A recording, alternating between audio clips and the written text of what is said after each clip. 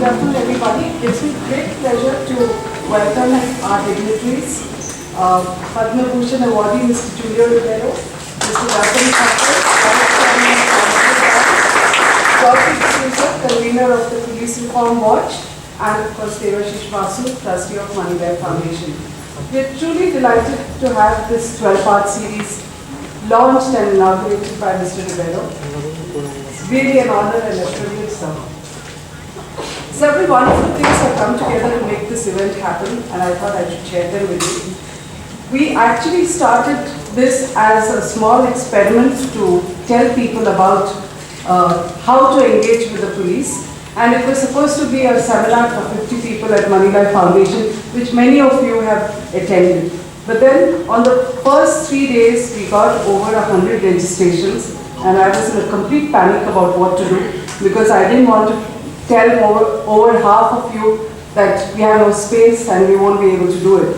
On the other hand, thanks to Dolphy D'Souza, this is such a unique 12 weeks that we worked really hard to organize that I'm not sure we're going to be able to do it again and again. So I would strongly urge that whoever wants to attend it, please take advantage of it this one time, because we've got a lot of support from both the Directorate of Civil Defense as well as the Police Commissioner personally to lend support to help this happen. And when I was wondering what to do, Kumar Ketkar, well-known journalist, came to our rescue and introduced me to Mr. Gautam Thakur. And I told him that, we don't have budgets, but I don't want to say no to people who have registered. So would you help us out? And he was so kind. I mean, I know that each one of you who has come here and said, oh my God, what a wonderful venue. And I said, this is only thanks to Mr. Thakur. It's not going to keep happening over and over again.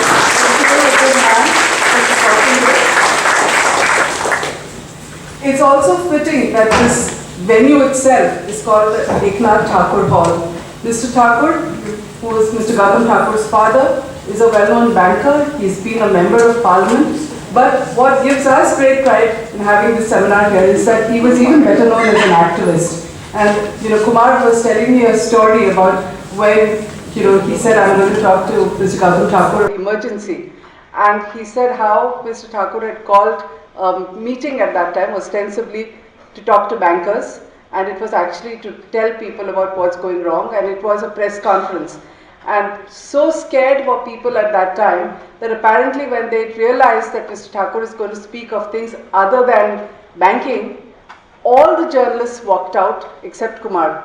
And I think that's why Kumar knows the family very well since then. So these are the times, this is the kind of courage he had, and I think we're really delighted that we are having this series in a hall named after the late Mr. Eknath Thakur. The icing on the cake for us, of course, is to have Mr. Julio Ribeiro inaugurate this series. I mean, he is without doubt Mumbai's most loved police commissioner. He's the first time that anybody thought of calling a police commissioner a super cop. Devashish was just saying every one of us remembers the India Today cover story. And he's had the honor of being called to Punjab as the DGP at the height of the insurgency and the Bhindranwale episode. He's also been our ambassador to Romania, and he has actually taken the bullet for us more than once because of terrorists, and I think he still has to live under police protection. Mr. Ribeiro, we are so grateful and delighted that you are with us today. May I start this session first by a small welcome. I'm going to ask Devashish Basu to welcome Mr. Ribeiro with a bouquet of flowers. May I request Dolphy D'Souza to greet Mr. Gautam Thakur for being so generous with Moneylife Foundation and Police Reforms Watch. This program has happened because of the work that Police Reforms Watch has been doing for a long time, and I'm most grateful to Dolphy D'Souza and his team who's here for collaborating with us in organizing and deciding the subjects and working out this 12-week program. Thank you so much, Dolphy. And with these few words, I'm now going to request Mr. Gautam Thakur to say a few words, and we move on. A very good evening to all of you. Since I was a child, as I mentioned to you right now, Ribeiro Sahab has been a hero to all of us. At that time was the height of the Punjab insurgency, and of course, the way you cleansed Mumbai of the underworld is the stuff of legends. So, Vipera Saab, a very warm welcome to you in this Eknath Thakur Bhavan. Shri Dr. D'Souza Saab, Shri Debashish Basu Saab, Madam.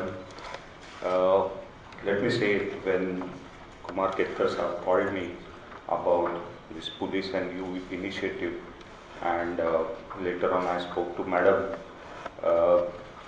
there was not an instant's hesitation in my mind to be of any support and help to you, because my family comes from a very small rural background. We hail from Vengurla in Sindhudurga district. In my native place, it is as simple as this: either become a farmer or join the army or the police. And there is no house in which you will have, photographs of uncles and grandfathers having served in the police, army, or whatever, some sort of uniform for sure. So I have a special corner of my heart. Sir, as citizens, हम लोग महफूज है क्योंकि you are there on the roads. And let me tell you, my father personally used to say that bravery is the least respected thing in India. We never think of our martyrs like other nations do. And he used to say, in Marathi he used to say, की काही झालं तर मी मेणबत्ती घेऊन gateway of इंडियाला जाणार नाही, तर मी त्या मार्टियरच्या घरामध्ये पणती लावायचा प्रयत्न करेन.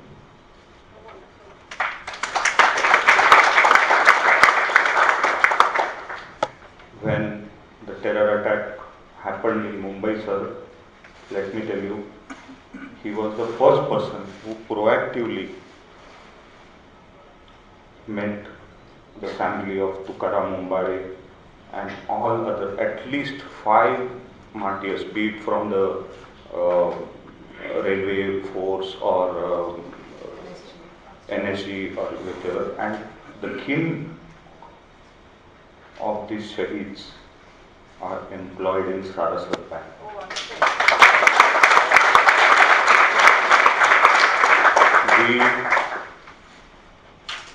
Otherwise, what happens is, it is a news for one day. Everybody says that, then there is the funeral, the flag, and everything, and then the families are forgotten.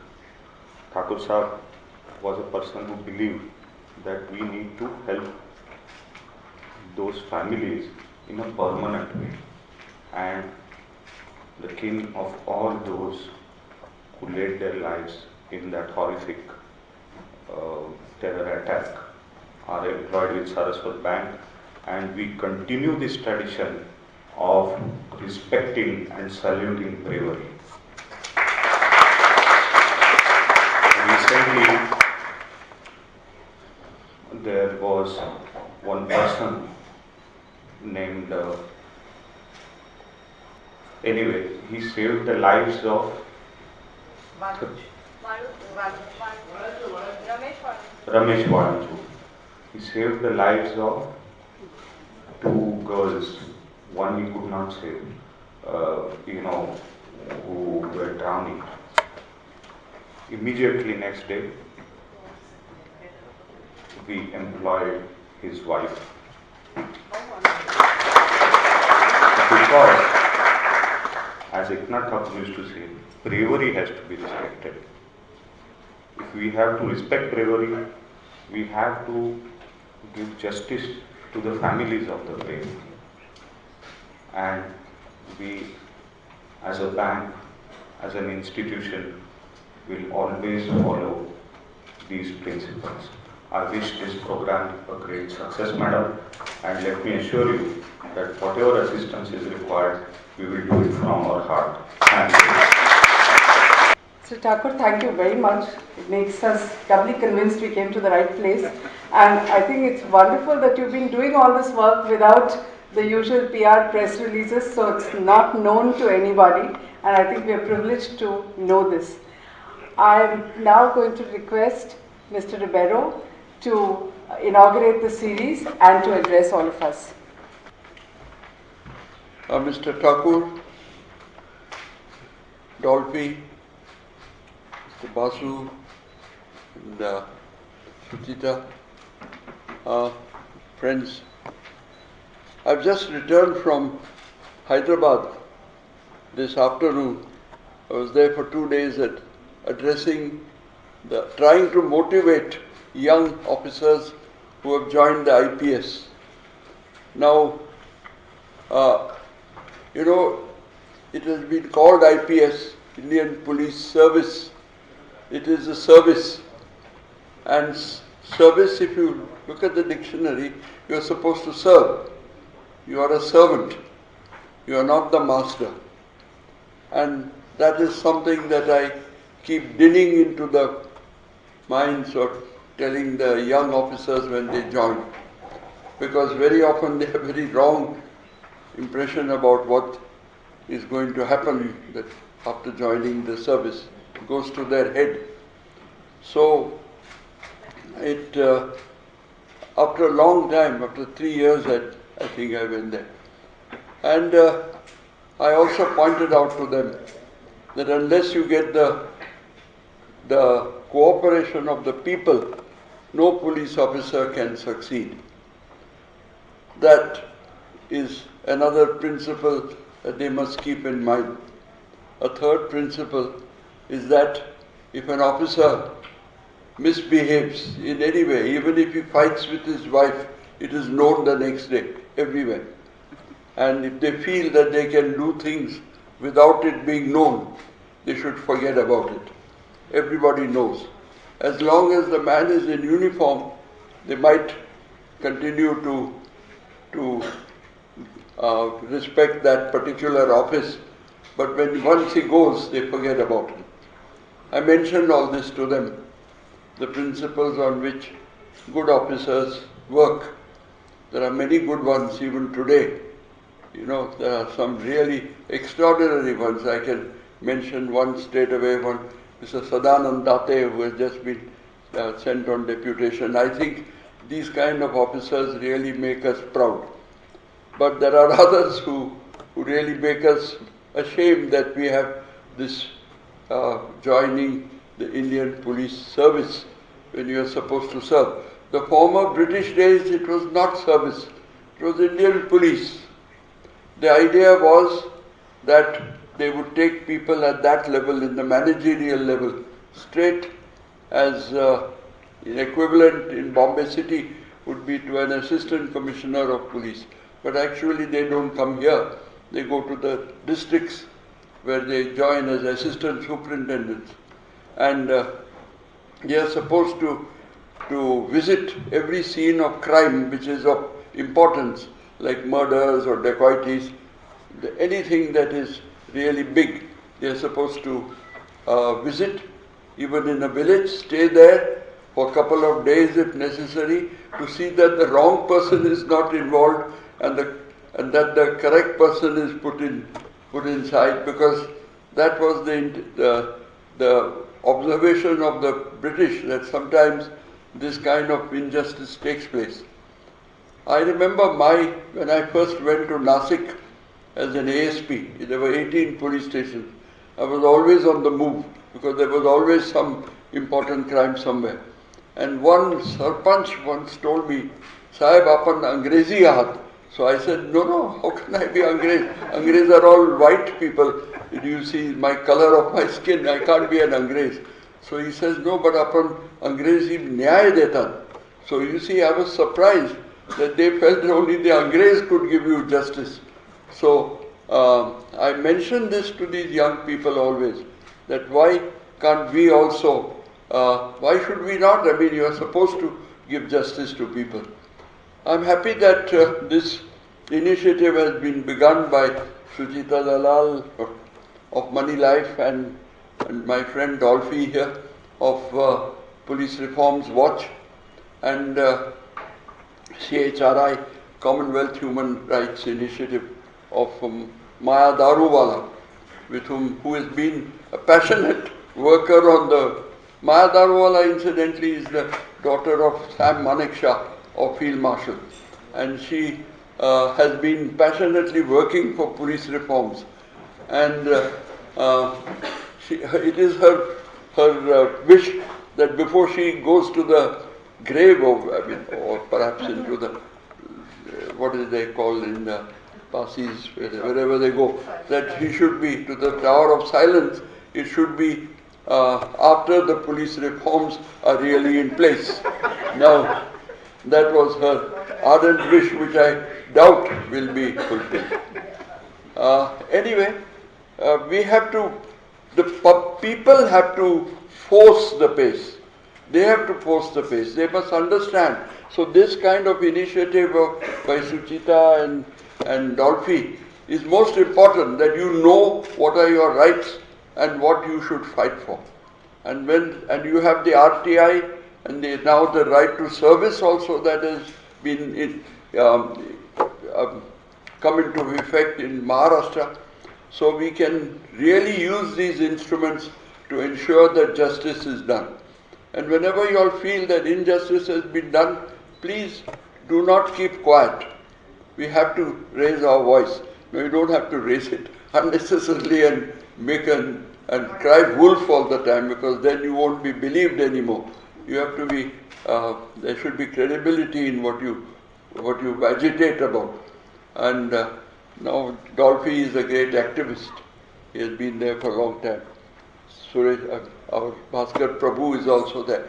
These are activists whom I know who have a heart, and they are people who improve the quality of life of the citizens. And without these NGOs, I doubt whether the quality of life would have been what we are seeing today.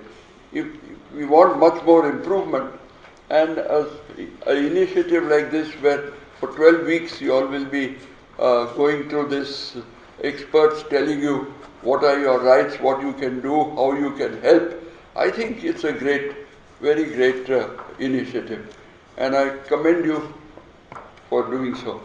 I was happy to meet Mr. Thakur. The Thakurs, I thought, were all Rajputs from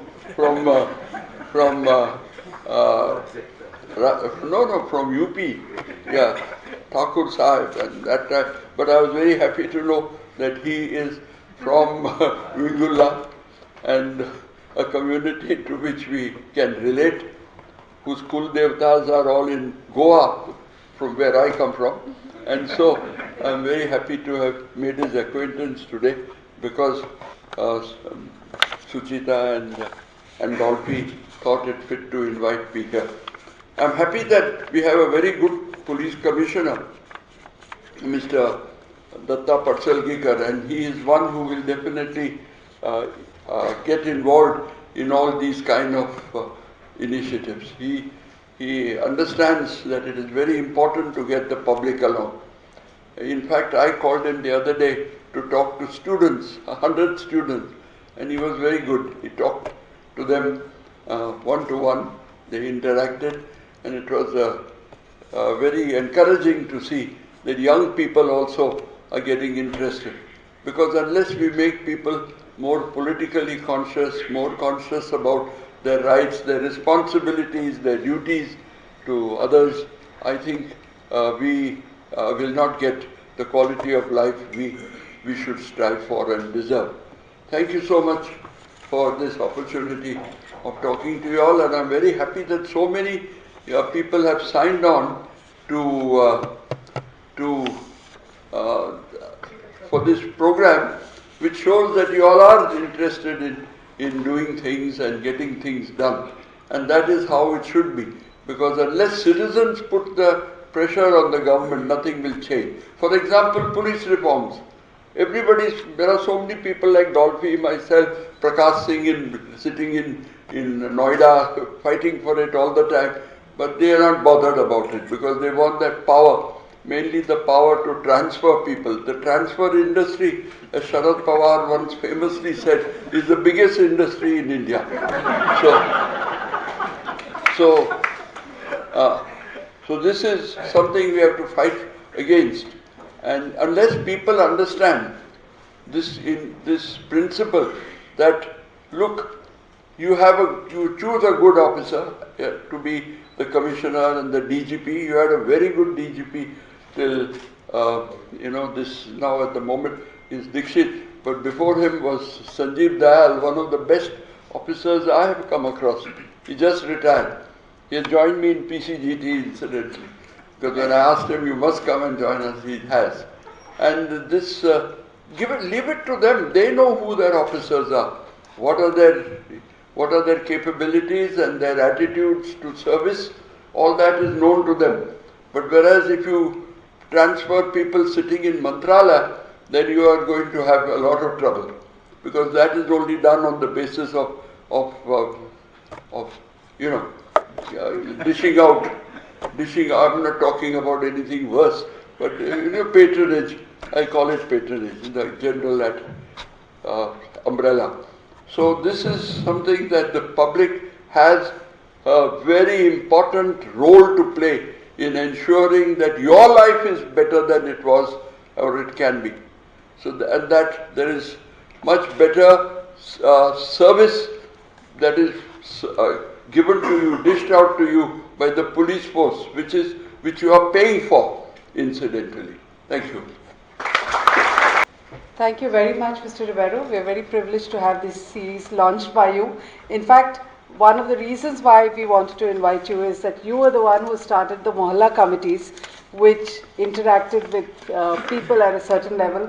And for a long time, I've been saying that we, the middle class, who never had to interact with the police too much in the past, now need to interact with the police for everything, whether it's cybercrime, whether it's phishing and vishing attacks, whether it's a mobile phone that's lost also needs an FIR. And then, of course, there are things that we didn't even know. For instance, the Civil Defense Directorate is going to teach us what to do about disaster management and fire safety. Every other day in Bombay, there is a major fire and people have no idea. People have no idea how to do basic first aid in order to help people. The roads are clogged. If you are not able to give immediate treatment to people as first aid, you're not going to save lives by the time you get to the hospital.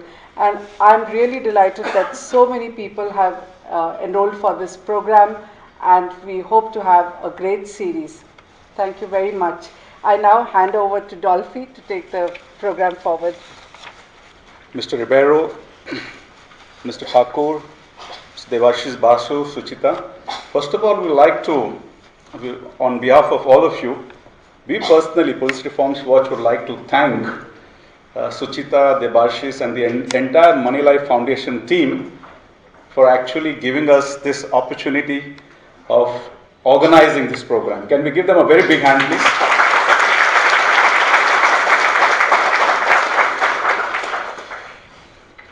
You have this case of this gentleman, early morning, 2 o'clock, was intercepted by the police. He was dead drunk. And the officer basically asked him, "Where are you really going?" He says, "Sir, don't hold me on, because I'm going for a very important lecture on the use and abuse of alcohol and late nights." So the officer asked him at 2 o'clock, "Which professor is going to give you this lecture?" He said, "My wife." Today we're going to have the whole lecture series in a different format, okay? In terms of an interaction, in terms of inputs.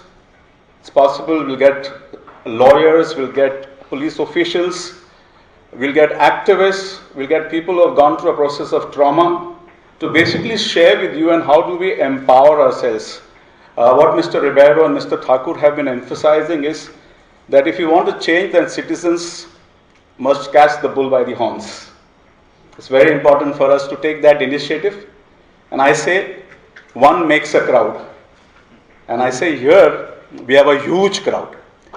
And if you want basically things to change, then we need to take responsibility. And before I go ahead, I'd also like to introduce to you some part of my team members who are here. Salil Ramesh Chandra, could you stand up please? From Police Reforms Watch. Ashwin Barsinghe, Linus Delima, and Bhaskar Prabhu.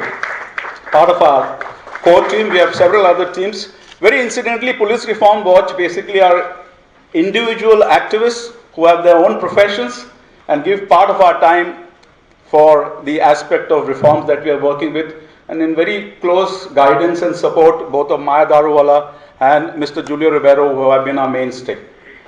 With these words, sir, you could, we're going to take the next session and you need to leave, Mr. Ribeiro, because you have another engagement, because we will then call the civil defense commandants to address us. But you could stay back, Mr. Thakur, you could stay back for a little while in case you have engagements, you could leave, there's no problem. Thank you so much. Can we give them both, Mr. Ribeiro and Mr. Thakur, a very big hand. We call upon the team from the civil defense to come on the dais. Mr. Shivaji Rao Bhagat, Shri Bhushan Pagdare, and Mrs. Deepa Garat. I'll introduce you to them very shortly. Please, can we give them a very big hand?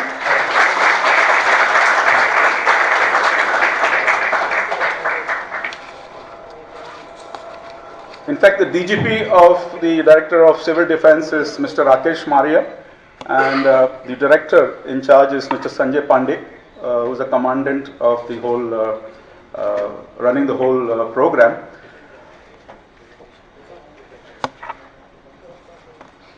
Briefly introducing Shivaji Rao Bhagat, disaster management training from the National Civil Defense College at Nagpur. He has also been awarded the President's Medal for Meritorious Defense. I would request Mr. Yogesh Kale to offer a bouquet of flowers to Mr. Bhagat. Shri Bhushan Pagdare is the Assistant Deputy Controller Civil Defense with over 16 years in the organizations. I request Mr. Pankaj Raheja to greet him on our behalf. Mrs. Deepa Garat is the Assistant Deputy Controller Civil Defense Mumbai and has over 12 years in the Directorate. I would request Salil Ramesh Chandra from Police Reforms Watch to present her with a bouquet. And we would like to hand over the entire schedule and time to you, gentlemen and ladies. Thank you. Good evening.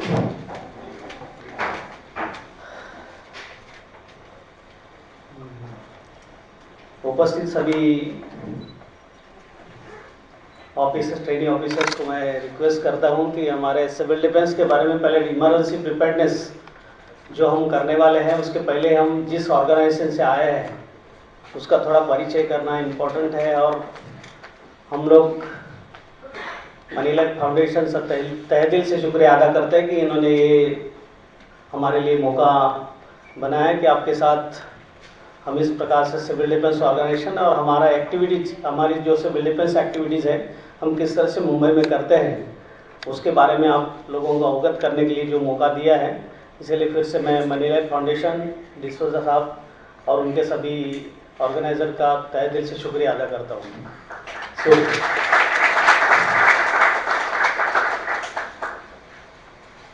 देखिए, आपको civil defence के बारे में बहुत सारे लोगों को कुछ जानकारी जरूर है, लेकिन जनरली ये सिविल डिफेंस की जो मेन कंसेप्ट जो थी वो वॉर इमरजेंसी के ऊपर निर्भर थी कि जैसे हमारे सिविल डिफेंस मतलब हमारे इंडिया में जितने भी वाइटल इंस्टॉलेशंस हैं वहाँ पर अगर होस्टाइल अटैक होता है तो वहाँ पर होस्टाइल अटैक के बाद जो क्रिएट होने वाली जो भी इमरजेंसी है उसको मिनिमाइज करने के लिए हमारे पास ऐसे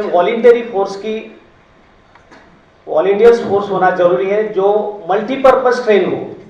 मल्टीपर्पज ट्रेन का मतलब वो फायर फाइटिंग जाने, फर्स्ट एड जाने, रेस्क्यू जाने, सैल्वेज जाने, सभी चीज़ों की जानकारी होने वाली अगर फोर्स हमारे पास होती है तो डेफिनेटली हम इस चीज़ को कंट्रोल करने में हमारे फोर्स को मदद कर सकते हैं। इसीलिए हमारे सिविल डिफेंस को कहा जाता है this is the fourth force of the nation. हमारे देश की सुरक्षा करने के लिए हमारे आर्मी, एयरफोर्स और नेवी के जवान तो हमारे सरहद पर तैनात होते हैं, लेकिन लोकलाइज प्लेस के अंदर हम जो भी इस प्रकार से वॉर इमरजेंसी के अंदर जो भी प्रॉब्लम्स क्रिएट होते हैं उनको मिनिमाइज करने के लिए हमारे पास मैक्सिमम मैन पावर की जरूरत होती है। और ये मैक्सिमम मैन पावर अगर ट्रेन मैन पावर हो तो डेफिनेटली हम उसको ऐसे चीज़ों को हम कंट्रोल करने में डेफिनेटली मदद कर सकते हैं। जैसे जैसे आपको पता चल, जैसे आपको ये डेफिनेशन में कहा गया है, civil defence are the measure adopted by the civilian population in order to minimise the effect of enemy attack और मैनमेड और नेचुरल कैलामिटीज। अभी जो डेफिनेशन डिजास्टर मैनेजमेंट एक्ट आया है 2005 में, उसमें थोड़ा मतलब वो सिविल डिफेंस की एक रिस्पॉन्सिबिलिटी उसमें भी दिखाई गई है। As a first responder civil defence के जितने भी वॉलंटियर्स हैं वो एज अ फर्स्ट रिस्पॉन्डर करके काम करते हैं। तो इसीलिए हमने ये मैनमेड नेचुरल कैलामिटीज भी उनके अमेंडमेंट करके इस एक्ट के अंदर उनको इम्प्लीमेंट किया गया है, अमेंड किया गया है। और ये civil defence organisation of the people, by the people, for the people, आपको पता है कि ये manned by the voluntary forces. सभी जो हमारे पास होते हैं वॉलंटियर्स होते हैं और हमारे वॉलंटियर्स मुंबई शहर के अंदर 24 म्युनिसिपल वार्ड है, वैसे हमारे सिविल डिफेंस की 24 डिविजन्स है और डिविजन्स के अंदर हमारे डिविजनल वार्डन होते हैं, उनके अंडर डिप्टी डिविजनल वार्डन होते हैं, पोस्ट वार्डन होते हैं, सेक्टर वार्डन होते हैं और उनके साथ में हमारे सिविल डिफेंस के वॉलंटियर्स होते हैं। जब भी किसी भी एरिया के अंदर कोई डिजास्टर होता है तो वहाँ पर हमारे सिविल डिफेंस के कंट्रोल सेंटर पे कॉल आता है और कंट्रोल सेंटर से हम लोग कौन से लोकलाइज प्लेस में ऐसे जो भी इंसिडेंट हुआ है उनके वहाँ के लोकल हमारे जो भी डिविजनल वार्डन है उनको इन्फॉर्म करते हैं और इमीडिएट वो रिस्पॉन्ड करते हैं वहाँ पे इंसिडेंट को। और हमारे जो भी वॉलंटियर है वो वहाँ जाके अपना काम शुरू कर देते हैं। तो इस तरह से हमारे सिविल डिफेंस के मुंबई के अंदर हमने सिविल डिफेंस के नियर अबाउट आज 35 to 40,000 लोगों को सिविल डिफेंस का ट्रेनिंग दिया गया है 1968 से आज तक। अभी हमारे सिविल डिफेंस के मुंबई शहर के अंदर near about 2000 volunteers easily available होते हैं किसी भी इंसिडेंट को हम वहाँ पर रिस्पॉन्ड करने के लिए। तो इस तरह से ये सिविल डिफेंस ऑर्गेनाइजेशन के बारे में आपको एक पम्पलेट भी दिया गया है, वो उसी के अंदर उसकी इंफॉर्मेशन है, आप उसको पढ़ के आप कौन से एरिया में रहते हैं वहाँ पर इजीली सिविल डिफेंस को ज्वाइन हो सकता है, सिविल डिफेंस के ट्रेनिंग कर सकते हैं। सिविल डिफेंस का जो एम है तो एम है to save life and property and mitigate the suffering, लोगों की जान माल की रक्षा करना। अगर होस्टाइल अटैक होता है तो आपको पता है कि ये जानकारी आपको दी जाती है, वो कौन से ऑर्गेनाइजेशन से दी जाती है, यह सिविल डिफेंस द्वारा आपको इन्फॉर्म किया जाता है। और वो इन्फॉर्म करने के लिए सिविल डिफेंस के पास जो सिस्टम है उसे बोलते हैं centrally control system of siren. और ये सायरन से हम सिविल डिफेंस के पूरे मुंबई एरिया को इस तरह से 1971 में, 62 में, 65 में जो भी वार हुए थे सिविल डिफेंस ऑर्गेनाइजेशन द्वारा मुंबई शहर के पब्लिक को इस तरह से इन्फॉर्म किया गया। तो ये सायरन जो बजते हैं, अगर रेड सायरन बजता है तो 2 मिनट वर्बलिंग टोन में कम, 4 सेकंड ज़्यादा का 4 सेकंड कम, कम ज़्यादा आवाज़ में अगर 2 मिनट कंटिन्यूसली सायरन बजता है तो हमें समझना है कि हमारे लिए खतरा है। अगर वही सायरन, अगर ऑल क्लियर सायरन मिलता है, हमें ऑल क्लियर सिग्नल मिलता है तो हम वही सायरन को हमारा ग्रीन बटन ऑन करते हैं तो वही सायरन स्टेडी टोन में 2 मिनट कंटिन्यूसली बजते हैं और अपने आप बंद हो जाते हैं। ये सिस्टम भी अवेलेबल है। साथ ही साथ साइमल्टेनियसली ब्रॉडकास्टिंग फैसिलिटी है जो एक टेलीफोन पे हम 144 टेलीफोन को एक बाय टेलीफोन भी मैसेज पास आउट कर सकते हैं। इस तरह के सिस्टम से तो ये सिविल डिफेंस द्वारा और इमरजेंसी में हम लोग इस तरह से इन्फॉर्म करते हैं। नॉर्मली अभी वॉर तो हुआ नहीं है बहुत सारे सालों से, लेकिन अभी जो भी इंसिडेंट मुंबई में होते हैं, बिल्डिंग कोलैप्स होती है, फायर होती है, बॉम्ब एक्सप्लोजन होते हैं, सभी इंसिडेंट को हम लोग वहाँ पर रिस्पॉन्ड करते हैं। साथ ही साथ जैसे 99 में ओडिशा साइक्लोन हुआ, 2001 में गुजरात भूकंप हुआ, तो सभी जगह पर यह 2004 में अंडमान निकोबार ये सुनामी आई, तो ये सभी जगह को हम रिस्पॉन्ड किया है। वहाँ पर हमारे सिविल डिफेंस के 300 to 500 वॉलंटियर्स वहाँ कंटिन्यूसली जाके एक महीना वहाँ पर काम किया है उन्होंने रिहैबिलिटेशन का। और तो 26 जुलाई का जो बाढ़ आई थी मुंबई में, उसी टाइम में भी सिविल डिफेंस से बहुत सारे वॉलंटियर्स वहाँ पर काम, उन्होंने भी अपना योगदान दिया गया है। तो ये सिविल डिफेंस ऑर्गेनाइजेशन हमारी ये मुंबई शहर में इस तरह से एक्टिवेट है। और ये सिविल डिफेंस के अंदर जो हम सिविल डिफेंस का पहला एम मैंने बताया, जैसे to save life and mitigate the suffering. जो भी इंसिडेंट होते हैं लोगों को रिसर्च एंड रेस्क्यू करना, उनको फर्स्ट एड करना, हॉस्पिटलाइज करना, ये सिविल डिफेंस के वॉलंटियर्स की ड्यूटी होती है और वो वहाँ पर काम करते हैं। रिहैबिलिटेशन के अंदर जो वेलफेयर सर्विस होती है, लोगों को रोटी कपड़ा और मकान, जो भी हमारे रेवेन्यू डिपार्टमेंट है, पुलिस डिपार्टमेंट है, उनको टाई अप करके जो भी मदद के लिए उनका पुलिस पंचनामा करना है या बाकी के सभी एक्टिविटीज होती है, वहाँ पर भी सिविल डिफेंस के वॉलंटियर्स को यूटिलाइज किया जाता है। क्योंकि वो सिविल डिफेंस के on train employ train volunteers होते हैं और जो भी वॉलंटियर्स हमारे होते हैं वो पुलिस वेरिफिकेशन किया गया होता, उनका पुलिस वेरिफिकेशन करते हैं तभी हम सिविल डिफेंस के मेंबर बनाते हैं। तो इस तरह से ये सभी जो हमारे सिविल डिफेंस के वॉलंटियर्स होते हैं ये काम करते हैं। साथ ही साथ हमारा दूसरा एम है to maintain the continuity of production. किसी भी डिजास्टर के टाइम पे या किसी भी इमरजेंसी के टाइम पे जो भी हमारी वाइटल इंडस्ट्रीज है या इंडस्ट्रीज में भी सिविल डिफेंस का ट्रेनिंग दिया जाता है।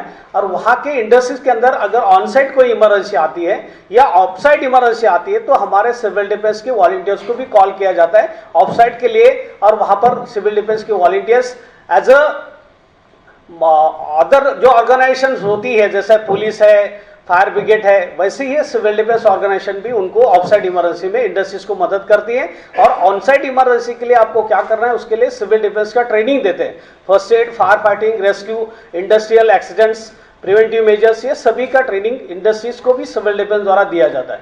तो इस प्रकार से सिविल डिफेंस अपना दूसरा एम भी सक्सीड करते हैं। और थर्ड है to keep high morale of the people, लोगों का मनोबल बढ़ाना। अभी लोगों का मनोबल हम कैसे बढ़ा सकते हैं? लोगों को ट्रेन करते हैं, मल्टीपर्पज ट्रेन करते हैं, लोगों को डेमोन्स्ट्रेशन दिखाते हैं, प्रैक्टिकल में उनका इन्वॉल्वमेंट 60% प्रैक्टिकल्स दिखाते हैं।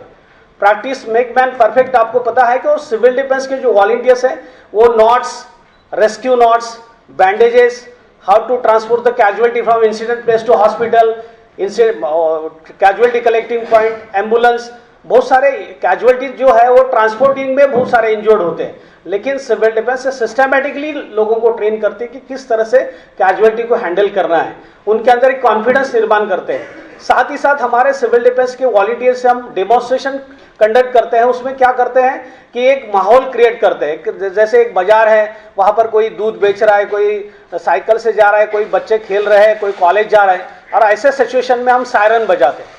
सायरन का सिचुएशन ये क्रिएट करते हैं कि अभी बम्बार्डिंग होने वाली है, तो अभी आपको क्या करना है। तो जब सायरन बजाते तो हमारे सिविल डिफेंस के जो वार्डन्स आते हैं वहाँ सीटी बजा के आते हैं और लोगों को बताते हैं कि just lie down on the ground, जमीन पे सो जाओ। कैसे सोना है? जब जमीन पे सोएंगे आपके हाथ, दोनों हाथों की उंगलियां कानों में रखना है, आपके एल्बो के ऊपर आपका शरीर का बोझ रखना है, दोनों आंखों को बंद करना है और आपका फेस जमीन की तरफ करना है और सीना जमीन से 6 इंच ऊंचा रखना है। अगर ये पोजीशन आप लेके लाई डाउन हो जाए, जमीन पर लाई डाउन हो जाते हैं, तो आपके नजदीक 50 यार्ड पे भी अगर कोई बॉम्ब का एक्सप्लोजन होता है तो उससे आप 100% बच सकते हैं। क्योंकि बॉम्ब एक्सप्लोजन में जो स्प्लिंटर्स इफेक्ट होता है, ब्लास्ट इफेक्ट होता है, 30 डिग्री एंगल में अपर साइड में होता है। तो अगर ग्राउंड लेवल में आप सोए हैं तो 95 to 100% आप खुद को बचा सकते हैं।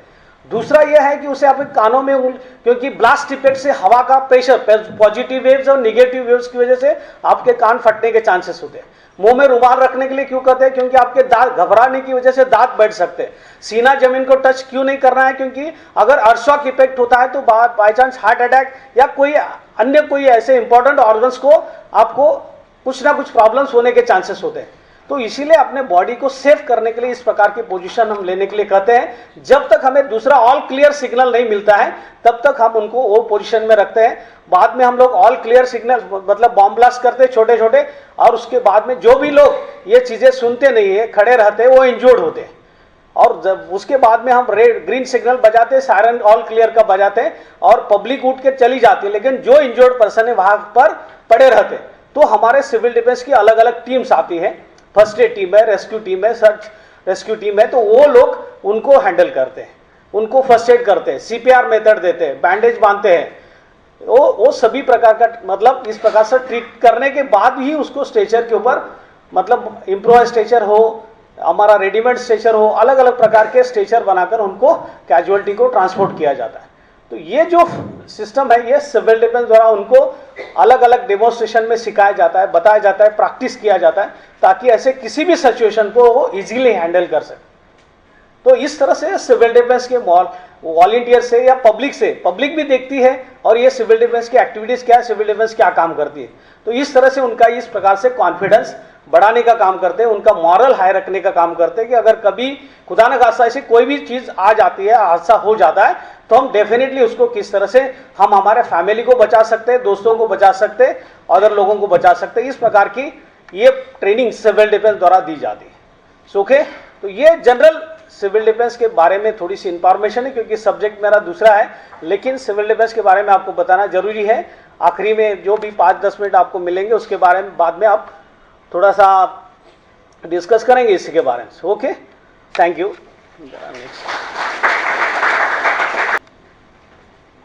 डिजास्टर के बारे में आप जानते हैं कि डिजास्टर की परिभाषा यहाँ पर लिखी हुई है। डिजास्टर हम किसे कहते हैं? जो भी हम इंसिडेंट, एक्सीडेंट कहते हैं, एक्सीडेंट का मतलब है कि ऑन द स्पॉट, अनियोजित और अनियंत्रित घटना कि जिसके अंदर हम ह्यूमन लाइफ, प्रॉपर्टी और एनवायरनमेंट है, तीनों का लॉसेस हमें सामने नजर आता है, इमीडिएट दिखाई देता है, और वो एक्सीडेंट होता है, वो इसमें इमीडिएट हमको रिजल्ट नजर आता है। इंसिडेंट हम किसे कहते हैं कि एक्सीडेंट अगर 2 या 3 प्रकार के एक्सीडेंट एक साथ में हो जाते हैं तो उसे हम इंसिडेंट कहते हैं। लेकिन डिजास्टर का मतलब है thousand of incident, multiple incidents अगर उस टाउन के अंदर होते हैं तो इसे हम डिजास्टर कहते हैं कि maximum losses, human life, properties, environment, animals, ये सभी चीजों के अंदर इस प्रकार से उनकी तबाही जो होती है उसे हम डिजास्टर कहते हैं। तो ये डिजास्टर की ये परिभाषा है, और ये हमको ये समझना है कि जैसे ह्यूमन लाइफ, जैसे मानव इंसान को नेचुरल प्रोटेक्शन नहीं होता है, जैसे प्राणियों को नेचुरल प्रोटेक्शन होता है वैसे इंसान को नेचुरल प्रोटेक्शन नहीं होता है, इसीलिए इंसान को हर चीज को सीखना जरूरी होता है। फॉर एग्जाम्पल, अगर जानवर कोई बच्चा पैदा होता है तो कैसे खड़ा होना है, कैसे दूध पीना है, कैसे चलना है, ये उनको बताने की या सिखाने की जरूरत नहीं होती, वो ऑटोमेटिकली वो चीजें करता है। अगर वो पानी में गिर भी जाता है तो ऑटोमेटिकली तैर जाता है। लेकिन इंसान को पहली सांस लेने से लेकर हर चीज को सिखाना पड़ता है, चाहे उसको तैरना है, गाड़ी चलाना है, कुछ लैंग्वेज सीखना है, बैठना है, उठना है, दौड़ना है, सभी चीजों को सिखाना पड़ता है। इसीलिए हम लोग, इंसान को नेचुरल प्रोटेक्शन नहीं होता है, इसलिए हर चीज को हमको सीखना जरूरी है। अगर वो चीज सीखते हैं तभी हम इस चीजों को हम प्रिवेंट कर सकते हैं, कंट्रोल कर सकते हैं, मिनिमाइज कर सकते हैं। तो ये डिजास्टर के टाइम पे इस प्रकार से कितने डिजास्टर होते हैं और उसको किस तरह से हम मिनिमाइज कर सकते हैं। डिजास्टर में 2 प्रकार के डिजास्टर होते हैं, एक मैनमेड डिजास्टर एंड एक नेचुरल डिजास्टर। मैनमेड डिजास्टर क्या क्या होते हैं और नेचुरल डिजास्टर क्या क्या होते हैं उसके बारे में थोड़ा सा हाईलाइट करते हैं हम लोग यहाँ पर। मैनमेड डिजास्टर, जैसे आपने कहा, जैसे आप 4 दिसंबर 1985 को जो भोपाल में मिथेल आइसोसाइनेट जो गैस रिलीज हुई है और उसमें 10,000 लोगों के ऊपर ये गहरा असर हुआ, हम बहुत बड़ा डिजास्टर हमारे देश के अंदर हुआ। वैसे जो भी केमिकल डिस्चार्जेस होते हैं, केमिकल गैसेस होते हैं, नर्व गैस है, टीयर गैस है, चोकिन गैस है, नोज गैस है, ब्लिस्टर गैस है, तो ये डिफरेंट टाइप्स ऑफ जो केमिकल गैसेस है, ये अगर रिलीज होते हैं तो वो बहुत पैमाने में बहुत बड़ा ह्यूमन लाइफ से और एनिमल के ऊपर इफेक्ट कर सकते हैं। तो ये एक मैनमेड डिजास्टर होता है। बायोलॉजिकल का मतलब है कि जो माइक्रो ऑर्गेनिज्म है, बैक्टीरिया है, वायरस है, टॉक्सिन है, इस प्रकार से जो भी बीमारियां फैलाने वाली जो भी चीजें हैं वो पानी में छोड़ी जाती हैं, स्प्रे किया जाता है, इंजेक्ट किया जाता है, अलग अलग प्रकार से हम इसे बैक्टीरिया की वजह से अलग अलग बीमारियां फैल सकती है। This is also manmade calamities है। इसके बाद में इफ्लुएंट डिस्चार्जेस, केमिकल इंडस्ट्रीज में जो डिस्चार्जेस होते हैं उसकी वजह से जो पानी की मात्रा खराब होती है, वातावरण, एनवायरनमेंट खराब होता है, ये इंडस्ट्रीज की वजह से हमारे केमिकल पावर स्टेशन है, जैसे तारापुर एटॉमिक पावर स्टेशन है, बीआरसी है, अलग अलग पावर स्टेशन के वहाँ पर जो भी रेडियो एक्टिव फॉलआउट होता है, रिलीजेस होते हैं, उसकी वजह से 16 किलोमीटर रेडियस के अंदर जो भी वहाँ के जानवर है, लोग है, या वहाँ के जनरल मतलब झाड़ वगैरह है, ऐसे चीज़ों के ऊपर वो कुछ ना कुछ प्रकार के असर माइनरली होते हैं, और उसके कंटिन्यूसली उनकी जो लैब है उनके चेकअप करते हैं और उसको मिनिमाइज करने की कोशिश करते हैं। तो ये जब न्यूक्लियर बम्बार्डिंग होती है तभी अल्फा बीटा गामा रेज अगर न्यूक्लियर एक्सप्लोजन के बाद बाहर आते हैं तो किस तरह से हम प्रोटेक्ट करना चाहिए, क्या आयोडाइड टेबलेट देना चाहिए, उनको कैसा डिकंटामिनेट करना चाहिए, अलग अलग प्रकार की जो प्रॉब्लम्स न्यूक्लियर इमरजेंसी में आते हैं वो सिविल डिफेंस के वॉलंटियर उसी के अंदर भी ट्रेन होते हैं और उनको इस प्रकार से प्रोफिलैक्टिक टेबलेट देना, आयोडाइड टेबलेट्स देना, डिकंटामिनेशन करना, लोगों को इवैक्यूएट करना, ये काम न्यूक्लियर इमरजेंसी में सिविल डिफेंस द्वारा किया जाता है, सिविल डिफेंस के वॉलंटियर्स द्वारा किया जाता है। इसके बाद फायर है, दिस इज आल्सो फायर, तो आप जानते हैं फायर के बाद भी ये भी मैनमेड कैलामिटीज है, फायर में कैसे खुद को बचाना है, किस तरह से सेल्फ रेस्क्यू करना है, छोटी छोटी चीजें होती है। इसमें क्या होता है कि सिंपली एग्जांपल है, जस्ट आप एक कमरे में बैठे हुए हैं और अचानक यहाँ पर फायर आग लगी, और आग लगने के बाद जो स्मोक है वो पूरा स्मोक अगर इस कमरे के अंदर घुस गया तो ना आप बाहर भाग सकते हैं, ना आपको दरवाजा दिखाई दे देगा। तो इसमें प्रेजेंट ऑफ माइंड्स कैसे यूज करना है, इसमें अगर किसी भी कमरे के अंदर इसमें इफेक्ट क्या करता है, आग लगने के बाद कार्बन डाइऑक्साइड बाहर आता है। कार्बन डाइऑक्साइड का ऐसा नेचर होता है कि हवा में जो भी ऑक्सीजन है उनका परसेंटेज अगर कार्बन डाइऑक्साइड से कम हो जाता है तो उसका कार्बन मोनोऑक्साइड बन जाता है, CO गैस। और CO जहरीला गैस अगर आप 2-3 मिनट कंटिन्यूअसली लेने के बाद अगर आपको फ्रेश नहीं मिला एयर तो डेफिनेटली आपका एस्फिक्सिएशन होने के बाद आप मर सकते हैं। इसके लिए क्या करना है, जस्ट आपके पास अगर हैंकरचीफ है तो उसको आपके नोज के ऊपर बांधना है, just lie down the ground, जमीन पे सो जाओ। जमीन पे क्यों सोना है, क्योंकि जो भी गैसेस है वो हवा से हल्के होने की वजह से वो ऊपर की तरफ रहते हैं। जमीन से 2 फीट की ऊंचाई तक, यदि 1 से 2 फीट की ऊंचाई तक कोई भी गैस का इफेक्ट नहीं होता है, इसीलिए just lie down the ground. और ग्राउंड में लाई डाउन होने के बाद आपको ये दिखाई देगा कि कहां पर आग लगी हुई है, आपका दरवाजा कहां पर है और आपको कहां जाना है, तो आप क्राउलिंग करके वहां से बाहर निकल सकते हैं। लेकिन अगर आप खड़े होकर भागने की कोशिश की आपने, डेफिनेटली आप मर सकते हैं वहां पर। तो ये इस तरह से का जो ट्रेनिंग है, ये टेक्निक्स है, ये सिविल डिफेंस द्वारा दिया जाता, मतलब इस तरह से अगर कोई स्मोक फील्ड के रूम के अंदर आप फंस गए तो डेफिनेटली आप जमीन पे सो जाओ, हैंकरचीफ गीला वेट हैंकरचीफ नहीं है तो ड्राई हैंकरचीफ भी बांध दो नोज के ऊपर और आप क्राउलिंग करके रूम से बाहर निकल सकते हैं। तो ये चीजें आपको सिविल डिफेंस द्वारा सिखाई जाती है, मतलब इस तरह से फायर इमरजेंसी आती है तो इस प्रकार से हम काम करते हैं। सैबोटेज आईडीज है तो उनको हाथ नहीं लगाना है, वहां पर कोई मतलब वो जो एरिया है वो 50 फीट इवैक्यूएट करना है या 150 फीट तक इवैक्यूएट करना है, उसको डिस्टर्ब नहीं करना है। तो अलग अलग प्रकार के आईडीज दुश्मन द्वारा रखे जाने के चांसेस होते हैं, तो ऐसे आईडीज को कैसे पहचाना, लोगों को इवैक्यूएट कैसे करना, जब तक पुलिस फोर्स नहीं आती है, BDS स्क्वाड नहीं आता है, तब तक वहां के एरिया को वार्डन करने का काम सिविल डिफेंस द्वारा किया जाता है। तो ये मैनमेड कैलामिटीज के अंदर ये चीजें आती है। और दूसरा नेचुरल कैलामिटीज में फ्लड्स है, साइक्लोन है, अर्थक्वेक है, और ये जो इमरजेंसी है वो कैसे आती है थोड़ा सा हाईलाइट हम लोग जल्दी देखेंगे। इसमें जो टारगेट, कोई भी इमरजेंसी के अंदर टारगेट है, ये टारगेट से यहाँ पर दिया है, पर्सनल है, प्रॉपर्टी है, प्लांट है, मशीनरी है, लैंड है, तो ये कैश है, अलग अलग प्रकार के, मतलब जो भी डैमेजेस या लॉस करने वाले जो भी है उसमें ये टारगेट्स क्या क्या होते हैं इसके बारे में ये बताया है कि ये टारगेट्स उनका मकसद क्या होता है।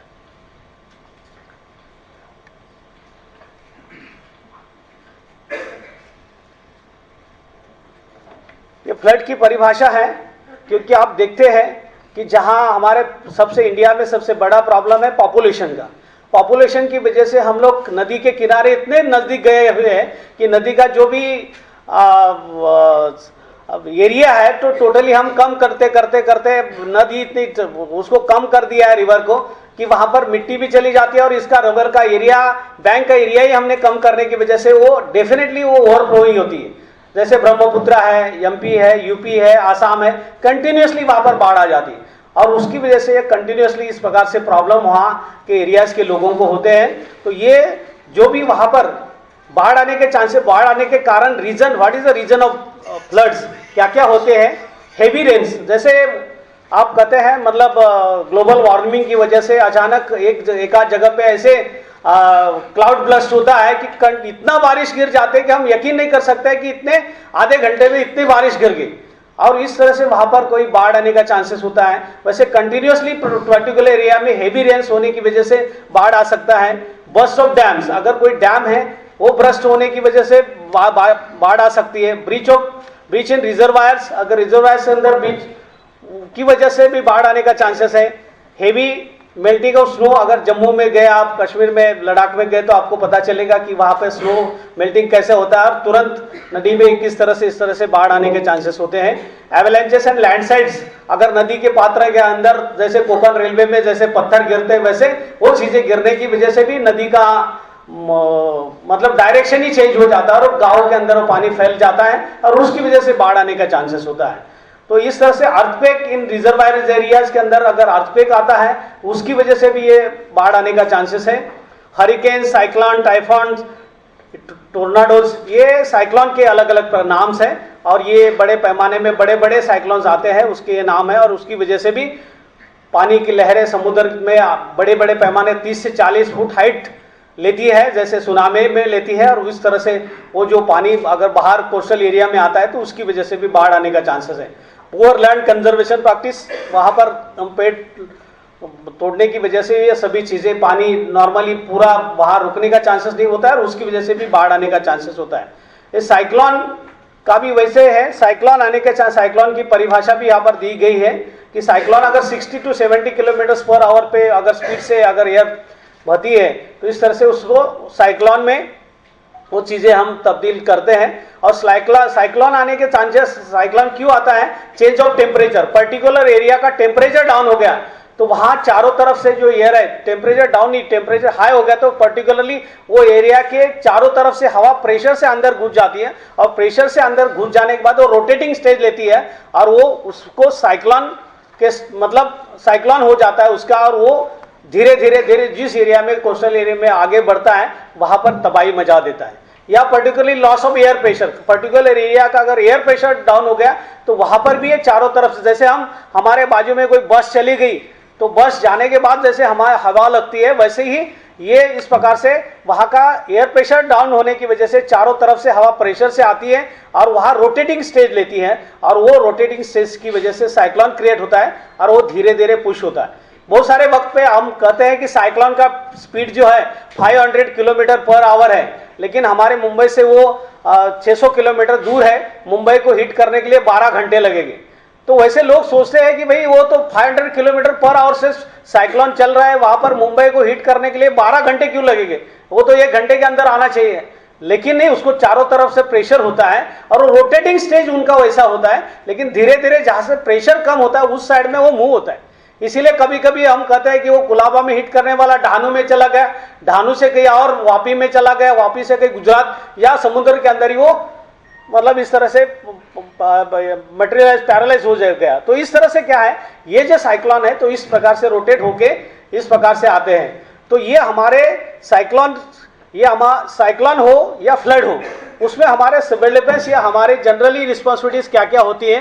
Prevent the occurrence of the disaster whenever possible.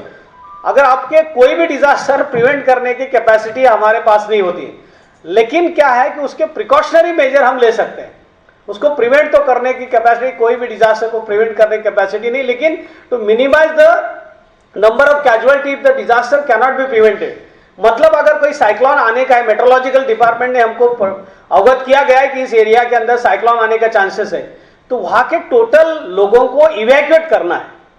Evacuate करने के बाद, हम इवैक्यूएट करने के बावजूद भी कुछ पर्टिकुलर एरिया में बाढ़ आने का चांसेस होता है, तो वहां पर हमारे जो फ्लड रेस्क्यू के इक्विपमेंट है उसको रेडी रखना है, बोटिंग को रेडी रखना है। हमारे जो सिविल डिफेंस के वॉलंटियर्स इस प्रकार से कैजुअलिटी को रेस्क्यू करने के लिए हेल्प कर सकते हैं, ऐसे हमारे मैन पावर को वहां पर तैयार रखना है। ये सभी चीजें मतलब ये प्रिवेंटिव मेजर्स में आती है और ये हम लोग क्या करते हैं, मिनिमम कैजुअलिटी किस तरह से हो, इस तरह से लोगों को इवैक्यूएट करना, वहां के एरिया को कॉर्डन करना और बाकी की पूरी तैयारी करने का काम ये सिविल डिफेंस द्वारा किया जाता है। तो प्रिवेंट द फर्दर कैजुअलिटीज मतलब क्या है कि कोई भी बाढ़ आने के बाद, बाढ़ तो आती है तभी, बाढ़ के टाइम पे अगर 2-4 भी लोग बह के चले गए, लेकिन बाढ़ जाने के बाद जो प्रॉब्लम्स होते हैं, मलेरिया है, टाइफाइड है, डेंगू है, लेप्टोस्पायरोसिस है, डायरिया है, ये सभी प्रॉब्लम्स बाद में क्रिएट होते हैं और उसकी वजह से ज्यादा लोग मरते हैं। तो उनको क्लीन वाटर नहीं मिलता है, उसकी वजह से लोगों को ज्यादा बीमारियां होती हैं। वायरस इन्फेक्शन की वजह से ज्यादा बीमारियां होती हैं। चिकनगुनिया जैसे बीमारियां, मतलब अलग अलग प्रकार के जो बीमारियां हैं इस प्रकार के कारण की वजह से होते हैं और उससे वो ज्यादा लोग मर जाते हैं। तो उसीलिए वैक्सीनेशन करना, उनको लोगों को बताना भाई गर्म चीजें, गर्म पानी उबाल कर पीना है, ये चीजें बाहर की चीजें मत खा लो, घर के अंदर मतलब इस तरह से जो भी आपके पास मैक्सिमम पाउडर का इस्तेमाल, दूध पाउडर है, ऐसे चीजों का इस्तेमाल करो, दाल है, ऐसे चीजों का इस्तेमाल करो। जो भी मतलब वेजिटेबल मत खा लो जो बाहर बेचे जाते हैं। तो ये सभी प्रिकॉशनरी मेजर्स या सर्वे किए जाते हैं हेल्थ डिपार्टमेंट के द्वारा, और या ब्लीचिंग पाउडर जैसे इस प्रकार से जो भी एंटीसेप्टिक है जो भी उसका इस्तेमाल मतलब हेल्थ डिपार्टमेंट से किया जाता है, बीएमसी से, केडीएमसी से, जो भी वहां पर काम करती है ऑर्गेनाइजेशन, उसकी हेल्प द्वारा ये सभी चीजों को प्रिवेंट करने की कोशिश की जाती है। और रेस्क्यू द विक्टिम, जब मरून एरिया है, जब फ्लड अंदर रेस्क्यू उनको करना है, तो रेस्क्यू के टाइम पे रेस्क्यू के लिए हमारे सिविल डिफेंस के पास बोटिंग होती है, बोटिंग से हम रेस्क्यू करते हैं, या तैरने वाले भी हमारे सिविल डिफेंस के वॉलंटियर्स वहां जाके लोगों को रेस्क्यू करते हैं। एक सिंपली सिविल डिफेंस में एक रेस्क्यू का टेक्निक मैं बताता हूं आपको कि किस तरह से इमरजेंसी में मतलब हम रेस्क्यू कर सकते हैं। फॉर एग्जांपल, अगर कोई इंसान अगर पानी में वहां फंस गया है, बहुत सारे लोग पिकनिक के लिए चले जाते हैं और वो कभी बीच में पानी बाहर से आता है और फंस जाते हैं बीच में, और हमारे पास सिर्फ रस्सी है।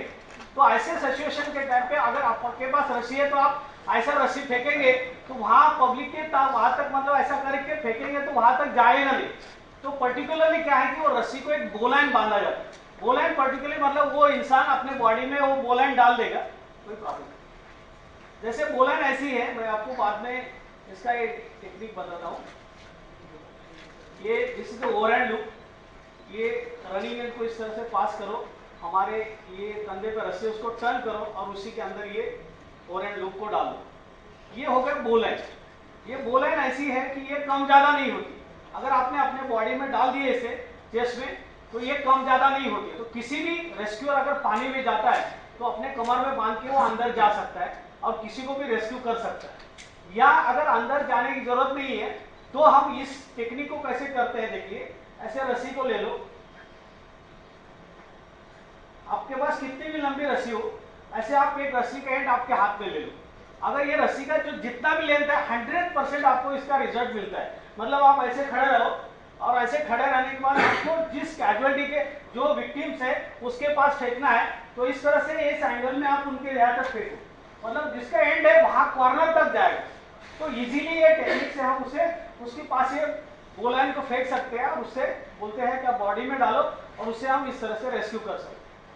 तो ये छोटी छोटी टेक्निक्स होती है, मतलब इस तरह से रेस्क्यू। अगर कहीं आप वहां पर फर्स्ट फ्लोर पे फंसे हुए और आपके पास इतनी सिंपल सी रस्सी है और आपको रस्सी से नीचे उतरना है, तो आप ये रस्सी का किससे इस्तेमाल कर सकते हैं। देखो ये ऐसा एक ओवरहैंड लूप करो, बाकी के रस्सी के अंडरहैंड लूप करो।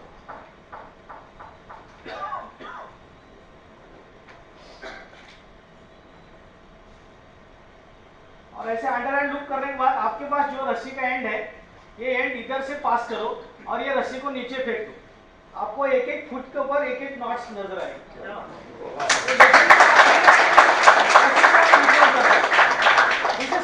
टेक्निक ज्यादा नहीं,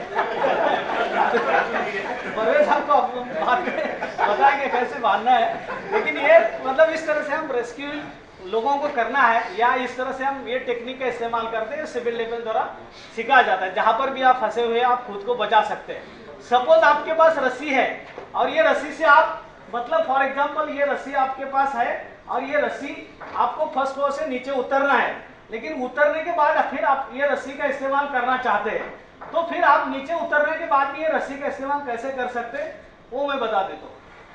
सपोज आपके पास जो रस्सी है उसको प्रॉपरली डबल करो और जो भी आप फर्स्ट फ्लोर पे हैं, जिस विंडो है वो विंडो या कोई ऐसा पोर्शन है, बेडरूम है या कोई ऐसी चीज है जो खिड़की से बाहर नहीं आने वाली, ऐसे चीज को ये बांध सकते हैं आप। ऐसे मतलब ये पहले इनको ऐसे हमने यहाँ पर डाल दिया, इसको दूसरे एंड को ऐसे पूरा पुल किया इसे हाथ से फिर से इनको निकाला और फिर इनको लेके थंबे डाल दिया। मतलब इसे हम पकड़ सकते डायरेक्टली, ये हाथ से भी बना सकते। ये हो गया आपका ड्रॉइंग। अभी देखिए दोनों रोप का लेंथ एक सरी का है। इससे आप फर्स्ट फ्लोर से विंडो से उतरते वक्त ये दोनों को ऐसा क्वाइल तो करो, नहीं तो दोनों को साथ में पकड़ लो। किसी भी एक रस्सी के ऊपर प्रेशर नहीं आना चाहिए। अगर एक रस्सी में प्रेशर भी देना है तो आप उधर ही कंफर्म करो, आपके पैर विंडो के ऊपर है तभी आप कंफर्म करो कि आपको कौन से रस्सी से नीचे उतरना है। ये रस्सी को आप कितना भी जब दोगे, कुछ भी करोगे, रस्सी टूटेगी लेकिन गांठ नहीं छूटेगी। लेकिन आप जब नीचे आ जाओगे इसको खींच लो, आपकी गांठ छूट तो इजीली वो रस्सी का रीयूज भी कर सकते हैं दूसरे काम के लिए। तो इस तरह से सिविल डिफेंस का जो भी ट्रेनिंग है ये आपको इस बाढ़ में भी काम में आ सकता है या किसी भी इमरजेंसी में आप इसके द्वारा खुद को बचा सकते हैं। देन दूसरा है evacuation of the affected people, provide first aid to the injured person. लोगों को फर्स्ट एड देना, किस तरह से फर्स्ट एड हम दे सकते हैं वो फर्स्ट एड के लेक्चर में आपको बताया जाएगा। First aid is given to the victim before arrival of the doctors, कैसे देना है क्या है उसके बारे में जानकारी आपको दी जाएगी। ये भी सिविल डिफेंस द्वारा लोगों को सिखाया जाता है। दूसरा है evacuate the affected people, provide medical care. अगर कोई इमरजेंसी में बाढ़ में लोग फंस जाते हैं तो ये मेडिकल केयर से उसको मतलब हेल्प दी जाती है, हेल्प किया जाता है। प्रमोट द रिकंस्ट्रक्शन नॉर्मलसी, अगर कोई लोग होमलेस हो जाते हैं तो ऐसे लोगों को फिर स्कूल में, कॉलेजेस में, ग्राउंड में टेंट लगा के उनको जब तक इस प्रकार की टेम्पररी शेल्टर की प्रोविजन नहीं होती है तब तक उनको ये इमरजेंसी में सिविल डिफेंस द्वारा जो भी रोटी कपड़ा और मकान ये चीज़ों की जरूरत होती है, मेडिकल हेल्प की जरूरत होती है, साइकोलॉजिकल फर्स्ट एड की जरूरत होती है, वो सिविल डिफेंस द्वारा वहाँ पर प्रोवाइड की जाती है। उसके बाद में है keep high moral of the people, लोगों का मनोबल बढ़ाना। लोगों का मनोबल बढ़ाना इमरजेंसी में क्या होता है कि जो लोग वहाँ पर विक्टिम्स होते हैं उनके लिए बहुत ही प्रॉब्लम्स आए हुए रहते हैं। तो ऐसे स्टेज पे वो साइकोलॉजिकली आपको हेल्प करने के लिए तैयार नहीं होते। तो ऐसे सिचुएशन के टाइम पे उनको बोलने के लिए मतलब मजबूर करना, आपके क्या प्रॉब्लम्स है। अगर एक दूसरे के प्रॉब्लम बताते बताते उनको, अगर किसी का एक घर के कोई एक इंसान वहां पर बाढ़ में बह गए हैं तो उनको जो दर्द होता है तो दूसरा आदमी बोलेगा मेरी पूरी फैमिली भग गई, तीसरा बोलेगा मेरे पूरे घर भी भग गया, फैमिली भी भग। तो वो ऐसे सिचुएशन के अंदर खुद को इस प्रकार से रिकवर कर सकता है। या जो भी वो बताता है वो उसकी हर चीज को सुनना है आपको, ऐसे नहीं करना है बैठ चुप, तेरे को पता नहीं, हमको मालूम है तेरा क्या हो गया। तो ऐसे बोल के हम उसको साइकोलॉजिकली डिमोरलाइज नहीं कर सकते। उनको समझना है, अंडरस्टैंड करना है, उनको हेल्प करना है, मैक्सिमम चीजें उसको बताना है। अभी देखो फॉर एग्जाम्पल हम लोग यहाँ एक बाढ़ में गए थे यहाँ रेस्क्यू करने के लिए, तो वहां पर एक पानी में लोग जैसे फंसे हुए थे, वैसे एक लेडी थी, उन्होंने एक भैंस के गले में ऐसा मतलब पकड़ के वो पानी में तैर रही थी। तो हम लोग वहां पर बोट लेके गए और उनको रिक्वेस्ट किया कि मैडम आप आ जाइए बोट में, हम आपको लेके जाने के लिए आए हैं। तो भैंस को छोड़ने के लिए तैयार नहीं है, कुछ बात करने, मतलब साउथ इंडियन थी तो कुछ बात कर रहे थे, हमारे समझ में नहीं आया। तो हमने फिर वापस आया और फिर एक साउथ इंडियन इंसान मतलब आदमी को लेके हम वहां पर चले गए और उनको बताया कि उनका क्या प्रॉब्लम है, देखो जरा उनको आने के लिए कहो। तो लेडी ने कहा कि देखिए मेरा पूरा घर पानी में बह गया है, मेरा कोई भी दूसरा बचा नहीं है, मेरे पास ये खाली भैंस बची हुई है। आप तो यहाँ मुझे निकाल के निकल जाएंगे लेकिन मेरे पास कोई चारा नहीं जीने का, जब अगर मेरे भैंस को आप ले लेंगे तभी मैं आ जाऊंगी, नहीं तो मैं मरना है यहाँ पर मुझे। तो फिर हमने फिर उनको कहा कि ठीक है हम भैंस को ये रस्सी देते हैं, आप भैंस के गले में बांध दो पहला आप, और बाद में हमारे बोट में आ जाओ, हम पहला रेस्क्यू करते हैं, बाद में आपके भैंस को निकालते हैं। तो बाद में वो आई, खुशी से आए और बाद में भैंस उनको निकाला, भैंस को भी निकाला, वो बात अलग है। लेकिन वो साइकोलॉजिकली वो किसी चीज को इमीडिएट तैयार नहीं होते हैं, तो उनके ये सभी जो वीक पॉइंट होते हैं वो सभी देखना होता है और उनको हेल्प करने के लिए इस तरह से साइकोलॉजिकली ट्रीट करना जरूरी होता है। ओके, उसके बाद में arrange information centre. Information centre की भी जरूरत होती है। जब भी आपने देखा बॉम्बे ब्लास्ट में कुछ कैजुअलिटी को जीटी हॉस्पिटल लेके गए, कुछ कैजुअलिटी को सेंट जॉर्ज हॉस्पिटल लेके, कुछ कैजुअलिटी को जेजे हॉस्पिटल लेके गए। तो ऐसे सिचुएशन में हमारे रिश्तेदार कहाँ पर है, कहाँ गए हैं, ये लोगों को पता नहीं होता है और वो इंफॉर्मेशन सेंटर वहाँ पर प्रॉपरली एक्टिवेट नहीं होने की वजह से बहुत सारे लोग परेशान होते हैं और उसकी वजह से बहुत सारे लोगों को प्रॉब्लम भी वहाँ पर क्रिएट होती है। हम सिविल डिफेंस भी ऐसे सिचुएशन के टाइम पे इंफॉर्मेशन सेंटर वहाँ ओपन करते हैं, उनके लिस्ट आउट करते हैं कितने पेशेंट आया, उनके क्या क्या प्रॉब्लम्स है, कहाँ पर कौन से वार्ड में एडमिट है, क्या ट्रीटमेंट चालू है, इस प्रकार की भी कार्रवाई सिविल डिफेंस द्वारा की जाती है। सिंपली एक एग्जांपल, हम हमारे सिविल डिफेंस के एम्बुलेंस में एक का पैर टूटा हुआ पैर मतलब रह गया था।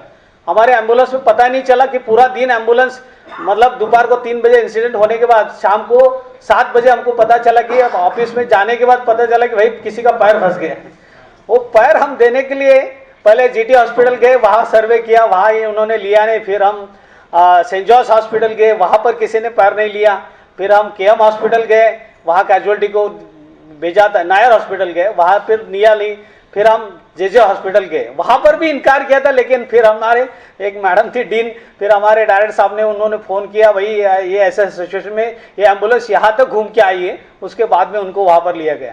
तो कभी कभी सिचुएशन के टाइम पे इमरजेंसी में मतलब ये सभी चीज़ें हमारे जो फर्स्ट एडर होते हैं इमरजेंसी में कैजुअलिटी को लेके जाते हैं या कोई चीज़ को मतलब नज़रअंदाज हो जाता है तो उसके लिए भी कैजुअलिटी को प्रॉब्लम आ सकती है। तो ये सभी सिचुएशन ये मतलब ट्रेन मैन पावर ही इसमें कर सकते हैं। बहुत सारे वक्त पे क्या होता है पब्लिक इन्वॉल्व होती है और हमारा रिश्तेदार करके वो उठा के लेके जाते हैं या कैजुअलिटी को साथ में लेके आते हैं और वो बोलते हैं हम ही चढ़ाएंगे उनको, हम ही लेके जाएंगे, तुम मत करो, तुम कुछ हेल्प मत करो। और उसकी वजह से चढ़ाते चढ़ाते या लोड करते हुए कैजुअलिटी को गिराते और जो आदमी इंजर्ड है वो मर जाता है। ऐसे भी हमारे कुछ सिचुएशन में हुआ है।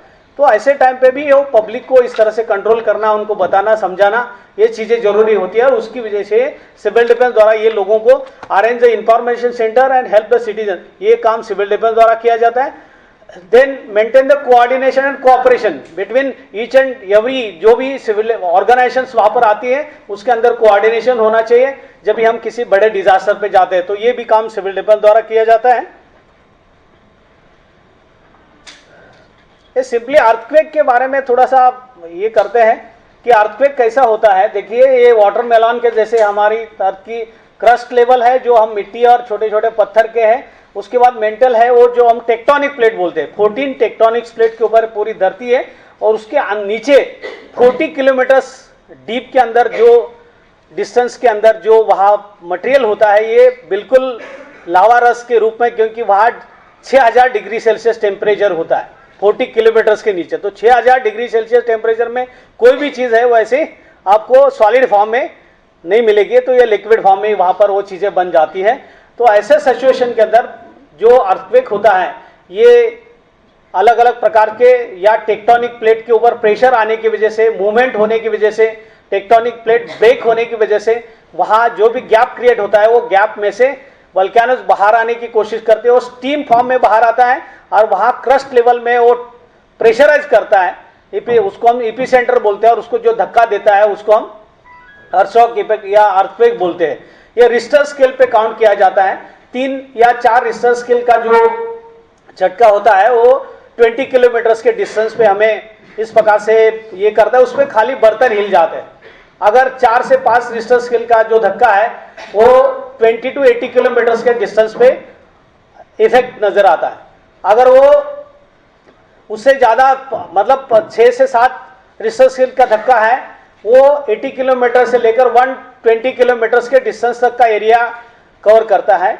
और उसके बाद में अगर उससे ज़्यादा है वो आपको 180 किलोमीटर से लेकर मतलब बियॉन्ड जो भी कैपेसिटी उनकी होती है उस हिसाब से वो एरिया को कवर करता है। तो ये मतलब इस तरह से अर्थशॉक इफेक्ट देने के बाद ये हमारा जो भूकंप होता है उसकी जानकारी हमें पहले क्यों नहीं मिलती, क्योंकि किसी भी देश के पास ऐसा मतलब अनुमान निकालने का कोई यंत्र नहीं कि भूकंप हो जाएगा। क्योंकि वहां पर जो टेक्टोनिक प्लेट के ऊपर जो आने वाला प्रेशर है, जो भी मूवमेंट है और उसमें उसके अंदर अगर कोई क्रैक आ जाता है तो ये कई पर्टिकुलरली एरिया में हम नहीं बता सकते कि अभी इधर ही भूकंप आ जाएगा। लेकिन भूकंप आने के पहले कुछ ऐसे साइन एंड सिम्टम्स होते हैं कि वहां अगर कोई जानवर है तो जानवरों की कॉन्सेंट्रेशन कैपेसिटी ज्यादा होती है तो उनको मूवमेंट के अंदर मतलब ये जमीन के अंदर जो भी मूवमेंट होती है उनकी जानकारी उनको पहले मिल जाती। तो ऐसे वक्त पे वहां के जितने भी जानवर है वो चिल्लाना शुरू कर देते हैं, भागना शुरू कर देते हैं।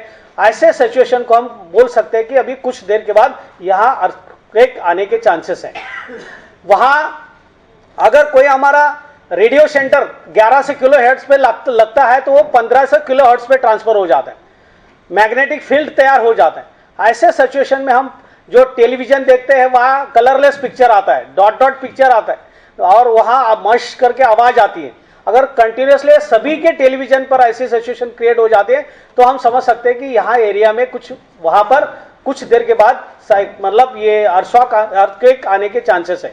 इसके अलावा हमारे पास एग्रीकल्चर डिपार्टमेंट है और डीपली मतलब जमीन के अंदर 6 मीटर या 10 मीटर के डीप के अंदर वो सैंड की सैंपल लेते हैं और उनके अंदर हीट की कैपेसिटी कितनी बढ़ गई है ये इसके टेस्ट की जाते हैं हर 3 क्वार्टरली। तो ऐसे सिचुएशन में पर्टिकुलर एरिया के अंदर की हीट बढ़ते जा रही है तो वो सिस्मिक जोन से वो पर्टिकुलर एरिया को मतलब ऐसे उस इलाके के अंदर भूकंप आने का चांसेस हो सकता है, ऐसे अनुमान निकाला जाता है। तो ये मतलब ये जानकारी आपको भूकंप आने के बाद ही आपको पता चल सकती है कि भूकंप आने वाला है। लेकिन इस तरह से ये रचना होने की वजह से मतलब इस तरह से हमको पहले पता नहीं चलता है। आप कहेंगे कि भूकंप आने के बाद 1 महीने तक भूकंप क्यों आते हैं? क्योंकि जब भी भूकंप आता है तो वहां का जो भी टेक्टोनिक प्लेट है वो आड़ा टेढ़ा कट हो जाता है और वो अलग होने के बाद फिर से प्रेशर ऐसे इकट्ठा आता है तो उसी के अंदर अलग अलग जगह पे गैप्स क्रिएट होते हैं और वो गैप में से वो स्टीम ऊपर आने की कोशिश करती है। इसीलिए वहां पर आवाज आना या छोटे छोटे भूकंप आना 30 डेज तक ये कंटिन्यूसली चलता है और उसके बाद में 30 डेज के बाद धीरे धीरे धीरे वो प्लेट फिर से सेम साइज में आ जाती है और बंद हो जाती है, तभी वहां के भूकंप बंद हो जाते हैं। कुछ लोग कहेंगे कि पर्टिकुलर अभी जो एरिया है जो डैम्स के एरिया है उस एरिया के अंदर जैसे कोयना डैम है वहां कंटिन्यूसली छोटे छोटे भूकंप होते हैं क्योंकि वहां क्रस्ट लेवल जो है ये टोटली वहां पर निकल गई, मट्टी या छोटे छोटे पत्थर की लेवल ही निकल गई है। तो डायरेक्टली टेक्टोनिक प्लेट्स के अंदर थोड़ा भी कुछ मूवमेंट होता है तो इमीडिएट वो पर्टिकुलर एरिया के अंदर उसकी मूवमेंट हमको सुनाई देती। वैसे मुंबई में भी हर दिन ऐसे अर्थक्वेक होते हैं लेकिन वो 3 रिश्टर स्केल के 4 रिश्टर स्केल के होते हैं और इतना वाइब्रेशन है इसीलिए हमें पता ही नहीं चलता है कि हमारे यहाँ भूकंप हुआ है। लेकिन हमारे कुलाबा में आप मेट्रोलॉजिकल डिपार्टमेंट में जाएंगे तो आपको डेफिनेटली पता चलेगा मुंबई में हर दिन या 4 या 5 टाइम पे छोटे छोटे भी भूकंप के धक्के हो सकते हैं। तो कहने का मतलब है इस तरह से जो मतलब भूकंप आने के ये चांसेस है। आप कहोगे ये जापान के ऊपर, जापान में कंटिन्यूसली भूकंप क्यों आते हैं? जापानी ऐसे क्यों देश है कि जहां पर भूकंप आने के चांसेस हैं? क्योंकि वहां जैसे हमारे इंडिया का पर्टिकुलरली लद्दाख और हिमालय का पर्टिकुलर एरिया ही एक टाइटैनिक प्लेट के कॉर्नर गया है वहां से, वैसे जापान का पूरा ज्योग्राफिकल जो एरिया है वो एक टाइटैनिक प्लेट के सेंटर पे ही है और वो सेंटर पे होने की वजह से वो टेक्टोनिक प्लेट के बीच में जब भी मूवमेंट होती है, गैप क्रिएट होता है तो कंटिन्यूसली वहां पर भूकंप आता है। तो ये कारण उसका वहां पर है, इसीलिए वहां पर भूकंप प्रवण जो घर मकान बनाए जाते हैं कंपलसरी है क्योंकि उसको टाल नहीं सकते। तो ये मतलब इस तरह से चांसेस होने का मतलब इस तरह से ये प्रॉब्लम भूकंप आने के है और इसे हम पहले पता नहीं चलता है तो बाद में पता चलता है। तो जब भी हम इस प्रकार से अगर अर्थक्वेक एरियाज में रहते हैं तो ऐसे वक्त पे आपको घर के अंदर क्या क्या प्रिकॉशन ले सकते हैं आप। घर में एक जैसे आपका जो बीम होता है उसको एक घंटी लगाना है। घंटी का मतलब है जब भी 3 या 4 रिश्टर स्केल का भी भूकंप होता है तो घंटी बजना शुरू हो जाएगा। इमीडिएट आपको पता चलेगा कि भाई आपके घर में अभी मतलब ये अर्थशॉक हो रहा है।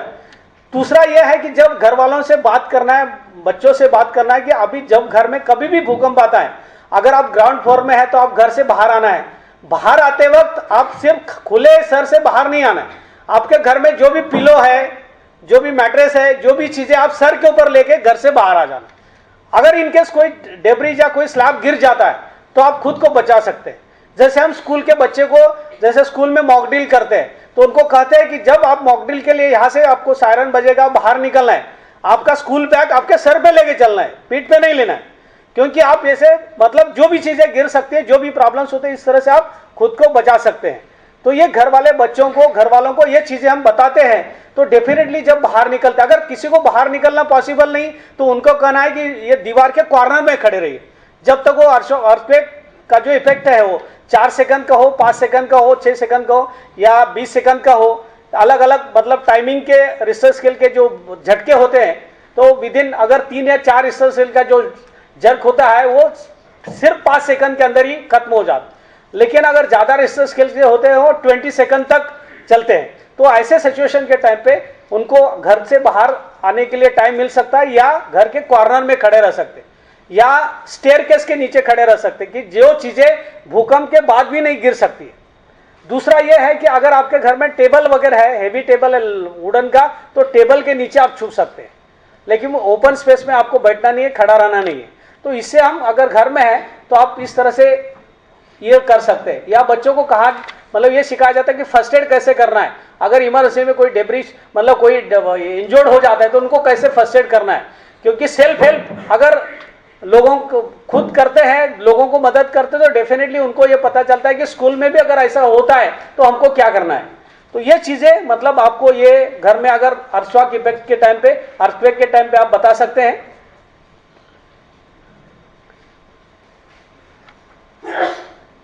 ये प्लानिंग करते हैं हम, जो प्लान बनाते हैं ऑफसाइड इमरजेंसी प्लान, या ये प्लानिंग के लिए ये चीज़ें देखी जाती हैं। प्लानिंग टीम क्या करती है, risk reduction, preparedness, emergency plan, resources available क्या है, उसकी वजह से प्रिपेयर्डनेस क्या कर सकते हैं, इमरजेंसी ऑर्गेनाइजेशन को ऑन साइट ऑफ साइट ये क्रिएट करने का काम करते हैं। तो इस तरह से ऑफ साइट एजेंसीज जो भी है, किसी भी डिजास्टर के टाइम पे डिस्ट्रिक्ट कलेक्टर है, इज ऑथोराइज्ड या इज डायरेक्टर ऑफ डिजास्टर का जो भी इंचार्ज होते हैं वो डिस्ट्रिक्ट कलेक्टर होते हैं। वाटर यूटिलाइजेशन, इरिगेशन डिपार्टमेंट है, एग्रीकल्चर डिपार्टमेंट है, एनिमल हस्बेंड्री डिपार्टमेंट है, फिशरीज है, ट्रांसपोर्ट है, हॉस्पिटल एंड एम्बुलेंस सर्विसेज है, मिलिट्री एंड सिविल डिफेंस है, लोकल मेट्रोलॉजिकल सेंटर है, फायर ब्रिगेड है, मीडिया है, टेलीफोन एमटीएनएल डिपार्टमेंट है, पोल्यूशन कंट्रोल बोर्ड है, रेलवे है, एमएससीबी है, म्यूनिसिपल कॉर्पोरेशन एरिया है, एनजीओ। ये ऑफसाइड इमरजेंसी में सभी एजेंसीज वहां पर काम करती हैं और उनको कोऑर्डिनेट करके हम वहां पर काम कर सकते हैं।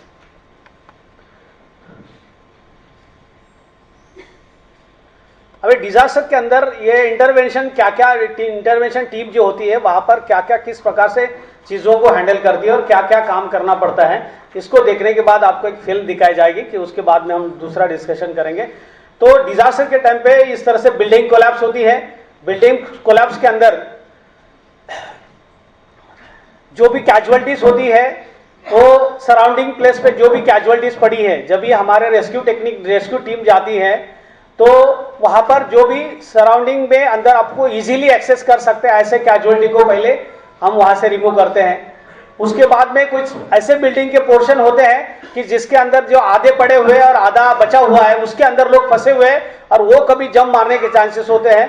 वो ऐसे लोगों को सेकंड रेस्क्यू किया जाता है। थर्ड है लाइकली सर्वाइवल पॉइंट। घबरा के लोग कई टेबल के नीचे छुप जाते हैं, स्टेयरकेस के नीचे छुप जाते हैं, कॉर्नर में छुप जाते हैं। ऐसे लोगों को रेस्क्यू करना ये हमारा थर्ड रिस्पॉन्सिबिलिटी है। फोर्थ है हमारा सिलेक्टेड डेब्रिस को क्लियरेंस करना। सिलेक्टेड डेब्रिस का मतलब बिल्डिंग कोलैप्स होने के बाद किसी का हाथ दिखाई देता है, किसी का क्लॉथ दिखाई देता है, तो ऐसे डेब्रिस को मतलब हमको पहले क्लियर करना है कि वह ह्यूमन बींग्स हो सकते हैं। आवाज आती है, स्मेल मतलब डॉग्स स्क्वाड द्वारा स्मेल लिया जाता है, अभी कैमरेज भी आया है, उसकी वजह से हम कैजुअलिटी को पता चल जाता है। ऐसे लोगों को सिलेक्टेड डेब्रिस क्लियरेंस किया जाता है। और आखिरी में ऑल डेब्रिस क्लियरेंस, सभी डेब्रिस को क्लियरेंस करने का काम ये भी सिविल डिफेंस द्वारा किया जाता है। तो बिल्डिंग कोलैप्स के टाइम पे ये रेस्क्यू टेक्निक यूज करके हम लोगों को रेस्क्यू करते हैं। पीपुल ट्रैप्ड इन और इंजर्ड, अगर लोग घायल हुए हैं या फंसे हुए हैं, उनको कैसे रेस्क्यू करना है, कैसे निकालना है, ये चीजें वो हमारी सेकेंडरी रिस्पॉन्सिबिलिटी होती है। पीपल बिकम होमलेस, अगर जो लोग बेघर हो जाते हैं उनके प्रॉपर्टीज, हमारा सैल्वेज टीम होता है, ये एरिया को कॉर्डन करके उनके प्रॉपर्टीज को कलेक्ट करते हैं और प्रॉपर्टीज इकट्ठा करके उसका मतलब पंचनामा करके उनको हैंड ओवर किया जाता है। तो ऐसे बेघर होमलेस पीपल है उनको शेल्टर की व्यवस्था की जाती है। उसके बाद breakdown of the communication systems breakdown हो जाती है, तो ऐसे हमारे पास हैम रेडियो सिस्टम है। अलग अलग प्रकार से हमारे पास वायरलेस वीएचएफ सेट है, यूएचएफ सेट है। इसके द्वारा हम हमारे जो कम्युनिकेशन सिस्टम को ऑपरेट करते हैं और इनके द्वारा हमारे कंट्रोल रूम को, सीनियर को और अलग अलग ऑर्गेनाइजेशन को मैसेज देके हमारे टाइप करते हैं।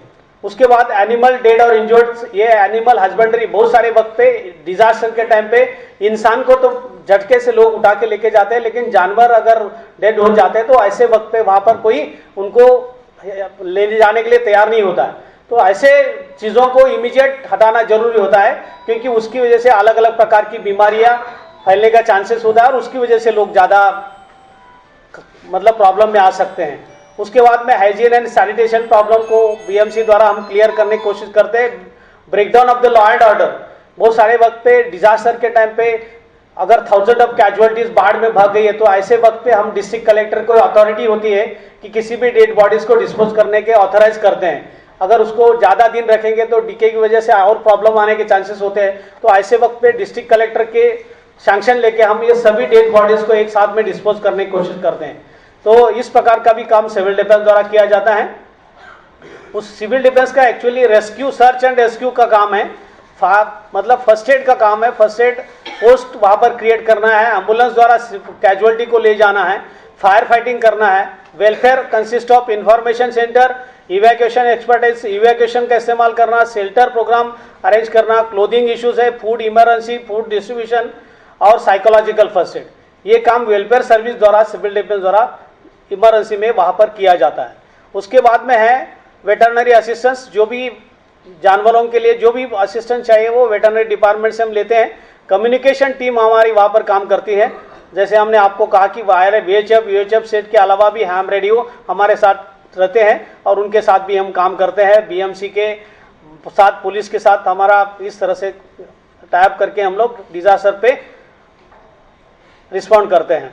Then police and other paramilitary forces including home guards, उनकी मदद करते हैं, मतलब उनके द्वारा ये मतलब लोगों को लेके वहाँ पर काम करते हैं। उसमें सिविल डिफेंस का ऑब्जेक्टिव क्या है? टू सेव द लाइफ, लोगों की जान बचाना, to prevent escalation of the disaster. वो जो भी डिजास्टर हुआ है वो कुछ कारणों की वजह से ज़्यादा ना बढ़े, ताकि उसको प्रिवेंट करने के लिए मैक्सिमम जो भी कोशिश करनी होती है उससे वो कोशिश करने को मतलब वो कार्रवाई की जाती है।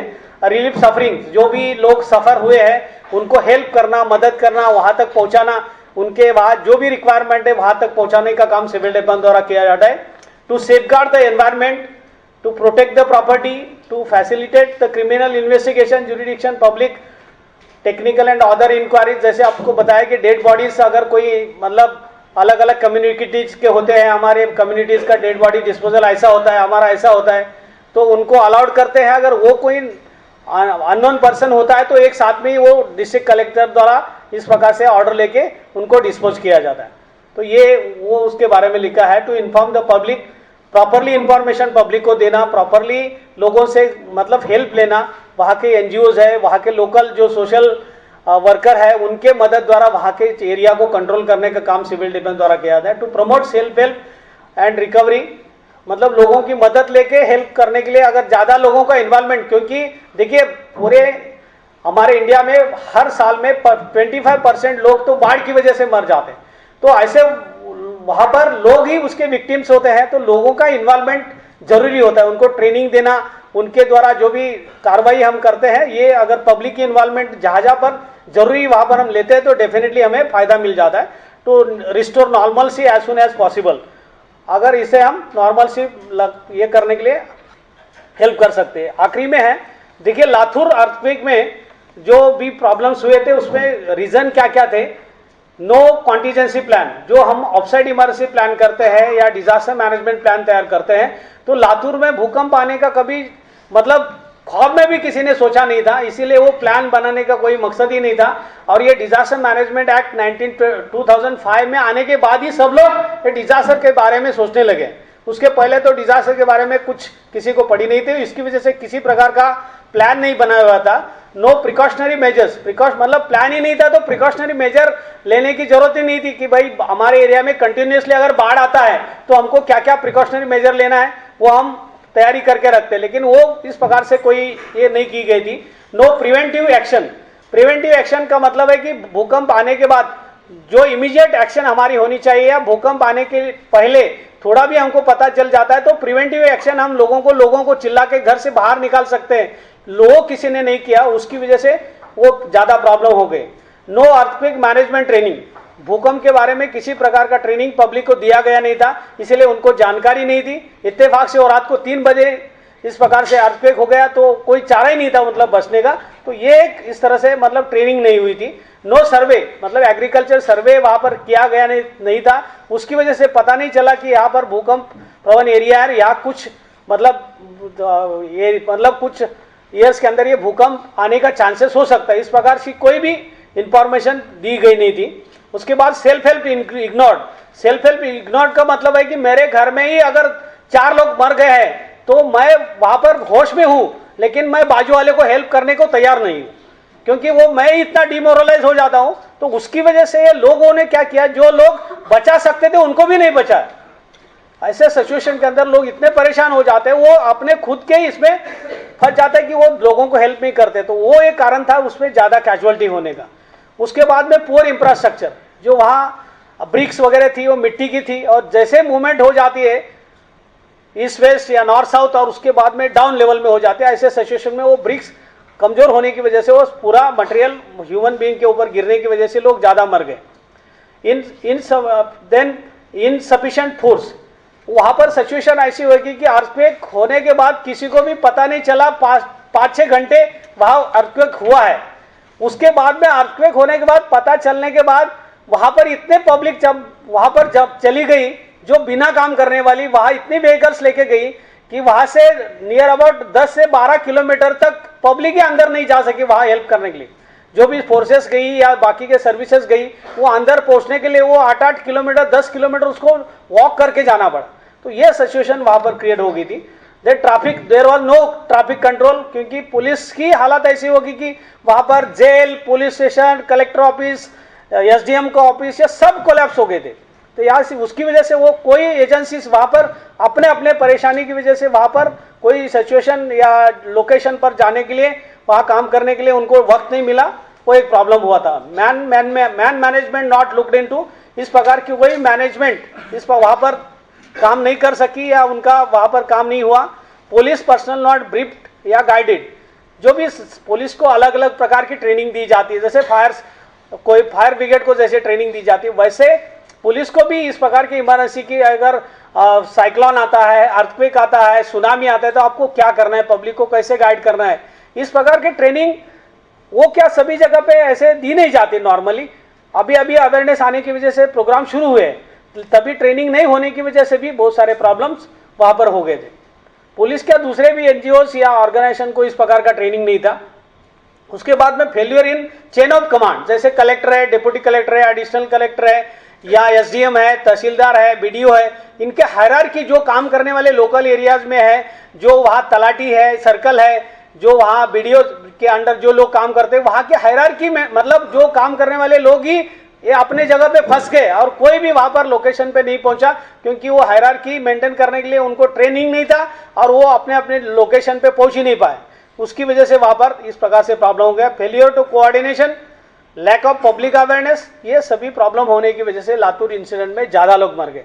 लेकिन उसके बाद में जो गुजरात भूकंप हुआ वहां पर संख्या कम हुई, क्योंकि मॉर्निंग में, ये टाइमिंग मॉर्निंग में था और वहां इमीडिएट लोग जैसे आवाज आई घर से बाहर आई, इसकी वजह से मैक्सिमम लोग बच गए।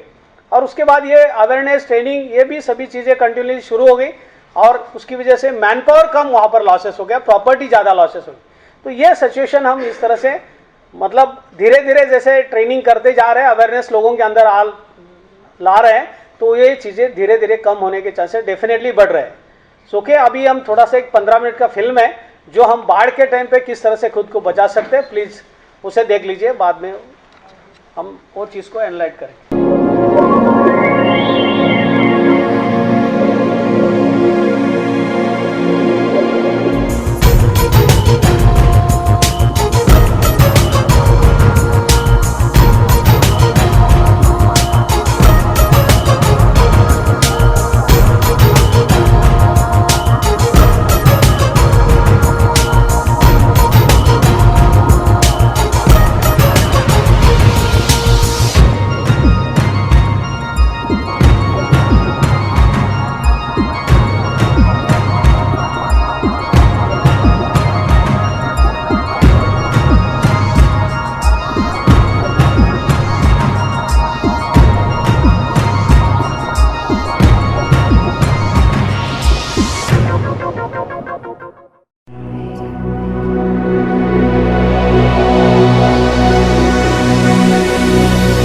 मानवाला जीवनात अनेक संकटांचा मुकाबला करावा लागत असतो।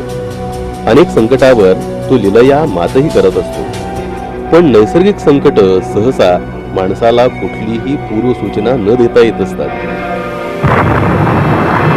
या अचानक येणाऱ्या संकटात अतिवृष्टी, महापूर, चक्रीवादळ,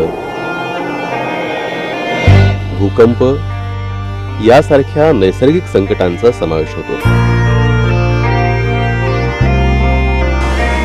या नैसर्गिक संकटाचा मुकाबला करणं तसं अवघडच, पण माणसानं थोडीशी बुद्धी चालवली तर अशा संकटाशी तो सामना करू शकतो, त्याला सही सलामत बाहेर पडता येतं.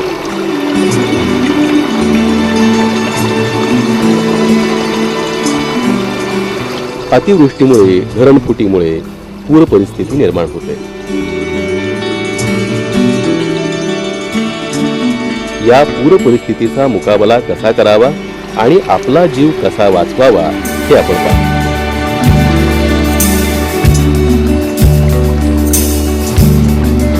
अचानक आलेल्या पुरापासून आपला बचाव अगदी घरातल्या नेहमीच्या वस्तूपासून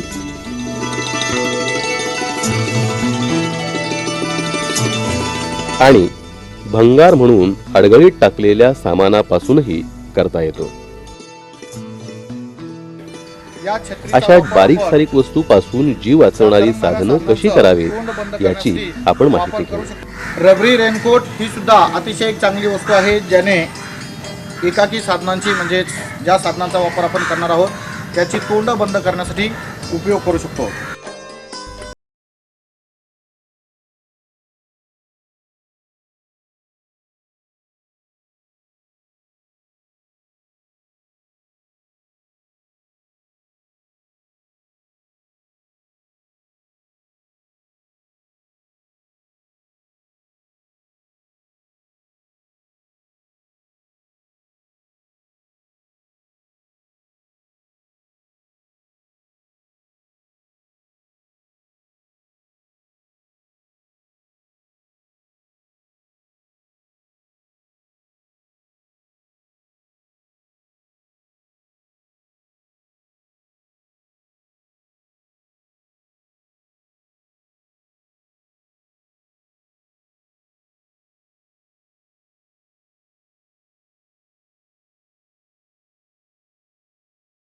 किंवा कळशीचं तोंड छत्रीच्या किंवा रेनकोटच्या कापड्यानं अथवा चामड्यानं, रबरी ट्यूबनं घट्ट बांधावं.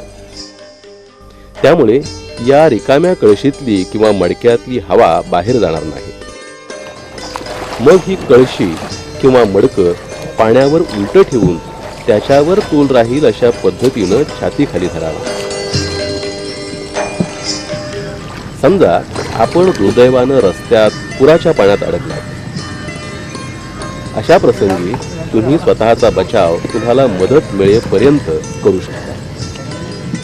आपण आपल्या अंगावरची पॅन्ट विजार काढून पायाच्या बाजूनं रुमाल, सुतळी किंवा करगोट्यानं तिची दोन्ही टोकं बांधावी. ही विजार पाण्यानं भिजवून कमरेच्या बाजूला धरून गोल फिरवून पॅन्टीच्या कमरेकडचा भाग आपटावा, म्हणजे दोन्ही पायाच्या मध्ये हवा शिरेल. हवा शिरलेले हे पॅन्टीचे फुगे काखेतून बाहेर येतील अशा पद्धतीनं छातीखाली ठेवावे. मग आपल्याला त्यावर मदत मिळेपर्यंत तरता पोहता येऊ शकेल.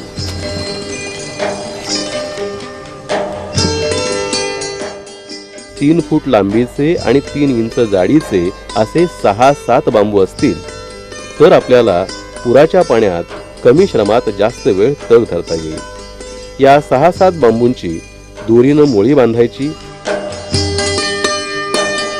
ही मोळी काखेखाली एका हातानं धरून दुसऱ्या हातानं पोहायचं.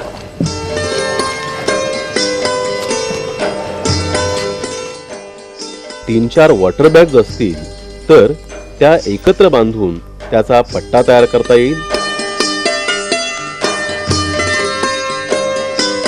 आणि हा पट्टा छातीला बांधून त्याच्या आधारे आपल्याला पोहता येईल.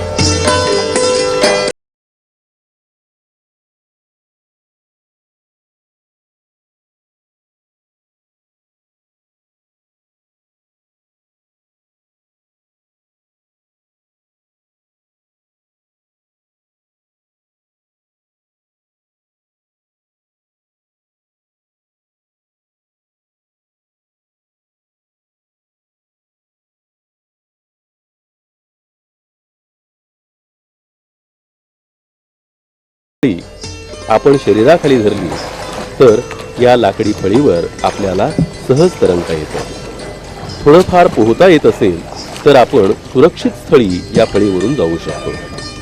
पोहता येत नसेल तरी सुद्धा मदत मिळेपर्यंत आपण या फळीवर तरंगत राहू शकतो. रॉकेलचा 5-10 लिटरचा रिकामा डबाही आपला जीव वाचवू शकतो.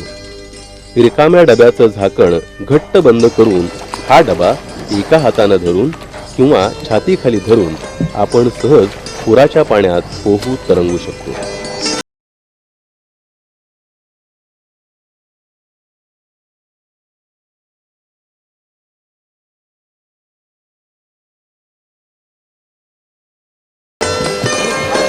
आतापर्यंत आपण ज्या वस्तूच्या सहाय्यानं केवळ जेमतेम तरंगू शकतो त्या वस्तू पाहिल्या.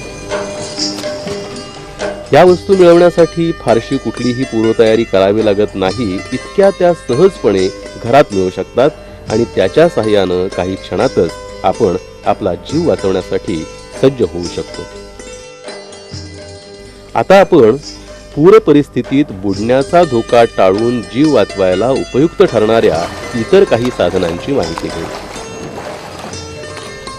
पिण्याच्या पाण्याच्या रिकाम्या बाटल्यांची झाकणं घट्ट बंद करून किंवा कोणत्याही प्रकारच्या बाटल्यांची तोंड छत्रीचं कापड, रेनकोटचं कापड, चामड्यानं किंवा रबरी ट्यूबनं घट्ट बांधून या बाटल्यांचा 2 दोऱ्यांच्या मदतीनं एक जीवनरक्षक पट्टा तयार करता येऊ शकतो. आणि हा पट्टा बाटल्यांची तोंड पोटाच्या दिशेनं राहतील अशा पद्धतीनं छातीशी बांधावा. त्यामुळे पुराच्या पाण्यापासून आपण आपला जीव वाचवू शकतो.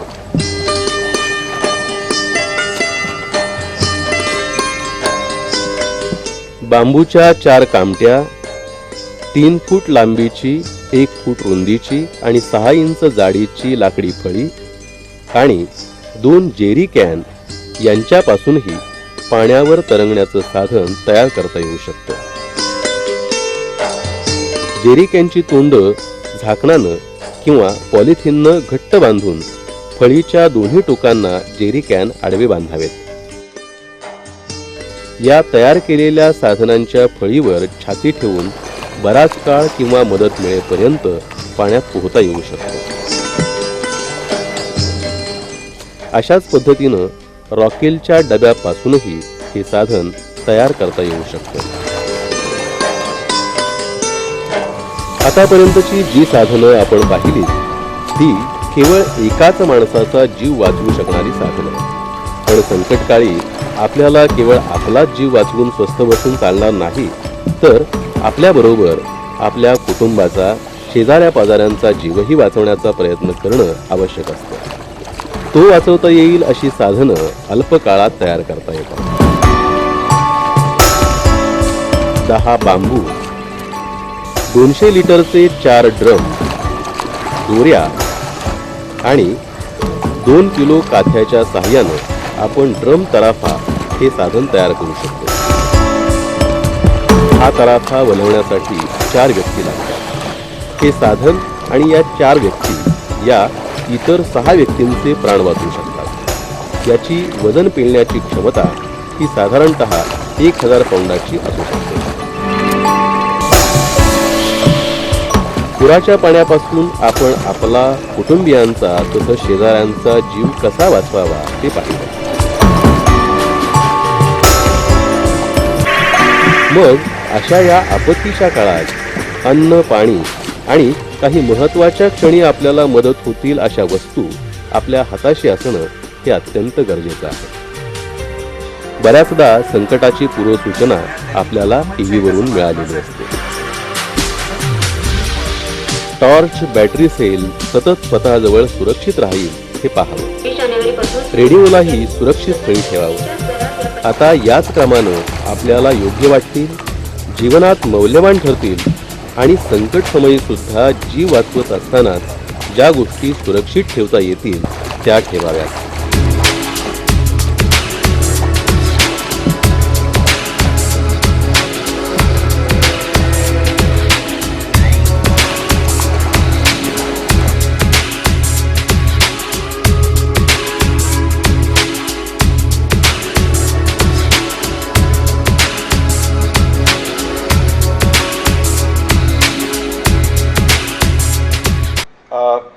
like to thank Mr. Bapat and the entire team. Can we give them a very big hand?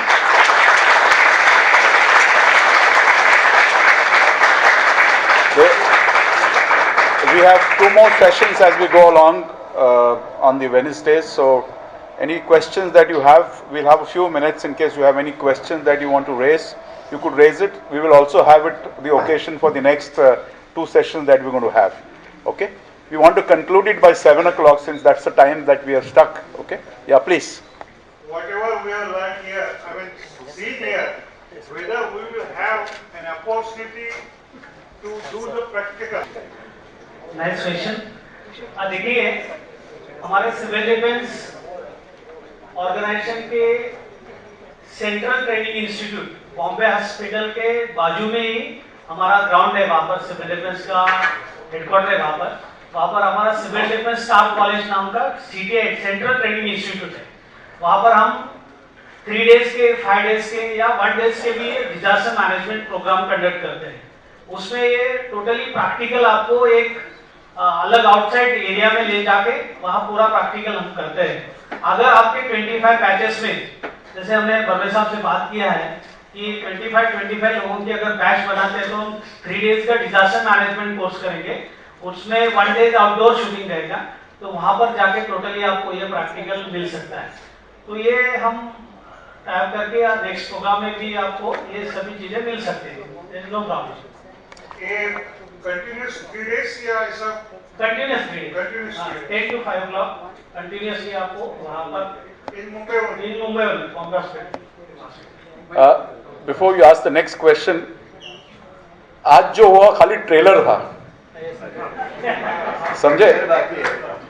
Picture बाकी है। तो दो चीज की एक रिक्वेस्ट है। एक तो जैसे उन्होंने कहा, भगत जी ने कहा कि उनके सिविल डिफेंस का एक अच्छा इंस्टीट्यूट है बॉम्बे हॉस्पिटल के बाजू में, वहाँ पूरा इक्विपमेंट है।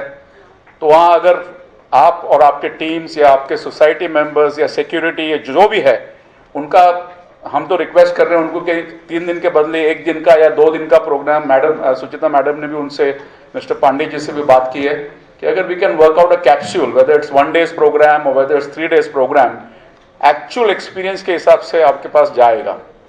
ओके? और दूसरी बात है कि ये जो प्रोग्राम आज भगत जी ने और उनकी टीम ने कहा है यहाँ पे, ये हम रिक्वेस्ट करते हैं कि उनकी टीम्स अवेलेबल है आपके सोसाइटीज में भी आने के लिए। They are willing to come in your societies, in your neighbourhood, to train our people and society members in all these things. So they are available and they have a team to do that. So you have an opportunity. The idea is to spark this interest so that you can take this also in your societies and take the benefit of the whole program. Okay? Yeah, sir. Any charges? No, there are no charges. Next Wednesday here only we will be joining. Next Wednesday, all the sessions are going to be here at this point of time. Okay? Yeah. Mumbai जैसे शहर में ये तो ये देखा है, शहर में क्या प्रिकॉशंस ले सकता है? क्योंकि हम लोग प्रैक्टिकली एक मुंबई जब बाहर से भरा था, हम लोग जाते जाते एक कंडक्टर ने अपना वो बस रुका के वो जा रहा था, तो एक मैन होल में वो देखते देखते वो चला गया अंदर। हम दोनों, मैं और मेरा फ्रेंड दोनों था और ग्रुप था हमारा, उसको पकड़ के दोनों हाथ से उसको बाहर निकाला तो वो बच गया। ये तो मैन होल में निकल जाता है। आपको भी साथ में लेके जाता उसके लिए मन कैसा फाइंड आउट कर सकते हैं? जैसा मैन होल जैसा कैसा पूरा भरा है, उधर मैन होल है। मुंबई शहर में वो मेन प्रॉब्लम है, मैन होल फाइंड आउट कैसा किया जा सकता है? अभी क्या है, मुंबई शहर में जहाँ जहाँ पर मैन होल है वो लोकलाइज लोग ही जान सकते हैं। सपोज वहाँ शॉपकीपर है या कोई हॉकर्स है या कोई वहाँ, तो ऐसे सिचुएशन के टाइम पे उन्होंने प्रिकॉशन इमीडिएट लेना है कि वहाँ कोई ऐसे एक बांबू लगा के रेड ऐसा कुछ कपड़ा बांध के भाई यहाँ किसी को जाना नहीं है, तो थोड़ा इस प्रकार का इंडिकेशन भी वहाँ दिखाते हैं, तो डेफिनेटली बाहर के लोग बच सकते हैं। अननोन पर्सन क्या वो बाहर पे चलते जाता है, लेकिन यहाँ लोकलाइज लोगों को मालूम होता है कि मैन होल कहाँ पर, और वो ओपन करके रखते हैं। मैन होल वैसे वो जनरली ओपन नहीं होता है, लेकिन जब ऐसे सिचुएशन में वो ओपन करके रखते हैं तभी उन्होंने ये प्रिकॉशन लेना है। पब्लिकली तो बाहर सिविल डिफेंस या वो बीएमसी के लोग जब ओपन करते तो ये प्रिकॉशन लेते हैं, लेकिन अगर वहां किसी शॉपकीपर ने या ऐसे किया है तो डेफिनेटली ये वहां पर इंस्ट्रक्शन या इंडिकेशन लगाना जरूरी होता है। इस तरह से करते हैं। और हम आपको बता दें कि सपोज अगर पानी में कोई आदमी डूब रहा है और किसी को आप बचाने जाते हैं तो डेफिनेटली आपको पकड़ लेता है। तो इसीलिए किसी को मतलब हम हाथ से पकड़ के रिमूव नहीं कर सकते, उसके बाल पकड़ के उसको पीछे से खींच के बाहर निकालते हैं। लेकिन सभी टाइम में किसी के बाल हाथ में नहीं आते तो आपको मतलब पकड़ने के चांसेस की वजह से आप भी तैरने वाला भी आदमी डूब जाता है। वैसे अभी देखिए परवेज साहब की हाइट है 6.5 फीट है, मेरी 5 फीट है सपोज, लेकिन जब हम तैरते हैं तो दोनों का जो भी पोर्शन है अपर जो पानी के ऊपर आएगा वो 1.5 या 2 फीट का रहेगा, तो दोनों का सेम रहेगा। इसमें बेनिफिट क्या कर सकते हैं, वो आपको पकड़ने के चांसेस है तो उनका नाक ये मुंह दबा के रखने, जब तक आप उसने उनका मुंह और नाक दबा के रखा है आपकी पूरी ग्रिप छूट जाए। मतलब ऐसे सिचुएशन में आप फंस सकते हैं तो उसका मुंह दबा के रखना है, मुंह नाक दबा के रखना है तो सपोकेट ने गला नहीं तो गला आप पकड़ेंगे मेरा, क्योंकि आपको बचना है।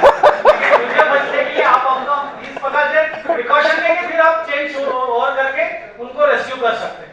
तो ये टेक्निक ऐसे मतलब ये स्विमिंग मतलब पानी में ड्राउनिंग कैजुअलिटी के टाइम पे हम यूज करते हैं। और दूसरा क्या है, ड्राउनिंग कैजुअलिटी में बहुत सारे लोग मरने के चांसेस क्यों होता है, क्योंकि जो पानी है वो उनके रेस्पिरेटरी ट्रैक्ट के अंदर जितना पानी जाता है वो 1 ग्लास ऑफ वाटर उसकी वजह से इंसान मर जाता है। पेट के अंदर 10 लीटर पानी गया या कुछ पिया तो मरना नहीं है। लोगों का ये कंसेप्ट क्लियर नहीं होता है, लोगों को लगता है कि पेट में पानी गया उसको निकाल, इसीलिए पेट के ऊपर दबाते हैं या पिक्चर में से गलत दिखाया जाता है, कहीं भी पोर्शन पे दबाओ आपको नल के जैसा पानी बाहर आएगा। This is not practically possible. इसीलिए वो इंसान को आप जमीन के ऊपर पेट के बल सुलाओ और उनके बॉडी को क्रॉस करो और पेट के नीचे ग्रिप करो और डायगोनली उनको उठाओ। ऐसे डायगोनली अगर उठाते 3-4 बार तो डेफिनेटली उसके रेस्पिरेटरी ट्रैक्ट के अंदर जितना भी पानी ऑटोमेटिकली निकल जाए और उसका रेस्पिरेटरी ट्रैक्ट खाली हो गया तो उसका रेस्पिरेशन शुरू होने में कोई तकलीफ नहीं होगी। जल्दी आप बाद में आर्टिफिशियल रेस्पिरेशन के अलग अलग मेथड से वो आपको 3rd सेशन में बताई जाएगी, उससे आप उसके साथ इमीडिएट शुरू कर सकते हैं। लेकिन हमारा फर्स्ट रिएक्शन होना चाहिए remove the water from respiratory tract का पानी निकाल, वो पेट का पानी निकालने की जरूरत नहीं, तो उतना निकालेंगे तो डेफिनेटली उसको बचा सकते हैं। सर ये प्रैक्टिकली आप डेमोन्स्ट्रेशन कर सकते हो मैनिक्विन्स के साथ, हो सकता है ना? है ना, वो 3rd सेशन में है ना, 3rd सेशन में है। So we will also see the practicality in a very short process in one of our programs. Since we are already now at 7 o'clock, in case you have any questions, think about it. We have the opportunity for the next Wednesday. Again, we are repeating to you that those just sit, please sit there. Don't get rushed. You have been a wonderful audience, so just bear with us for 2-3 minutes. We are again appealing to you that those who are interested in attending those sessions, the 3-day session or the 5-day session, or wanting to take the program to your societies, please write to Money Life Foundation so that we can pass on this information to them so that they can put their teams in place. We would like to sincerely thank once again Mr. Bhagat,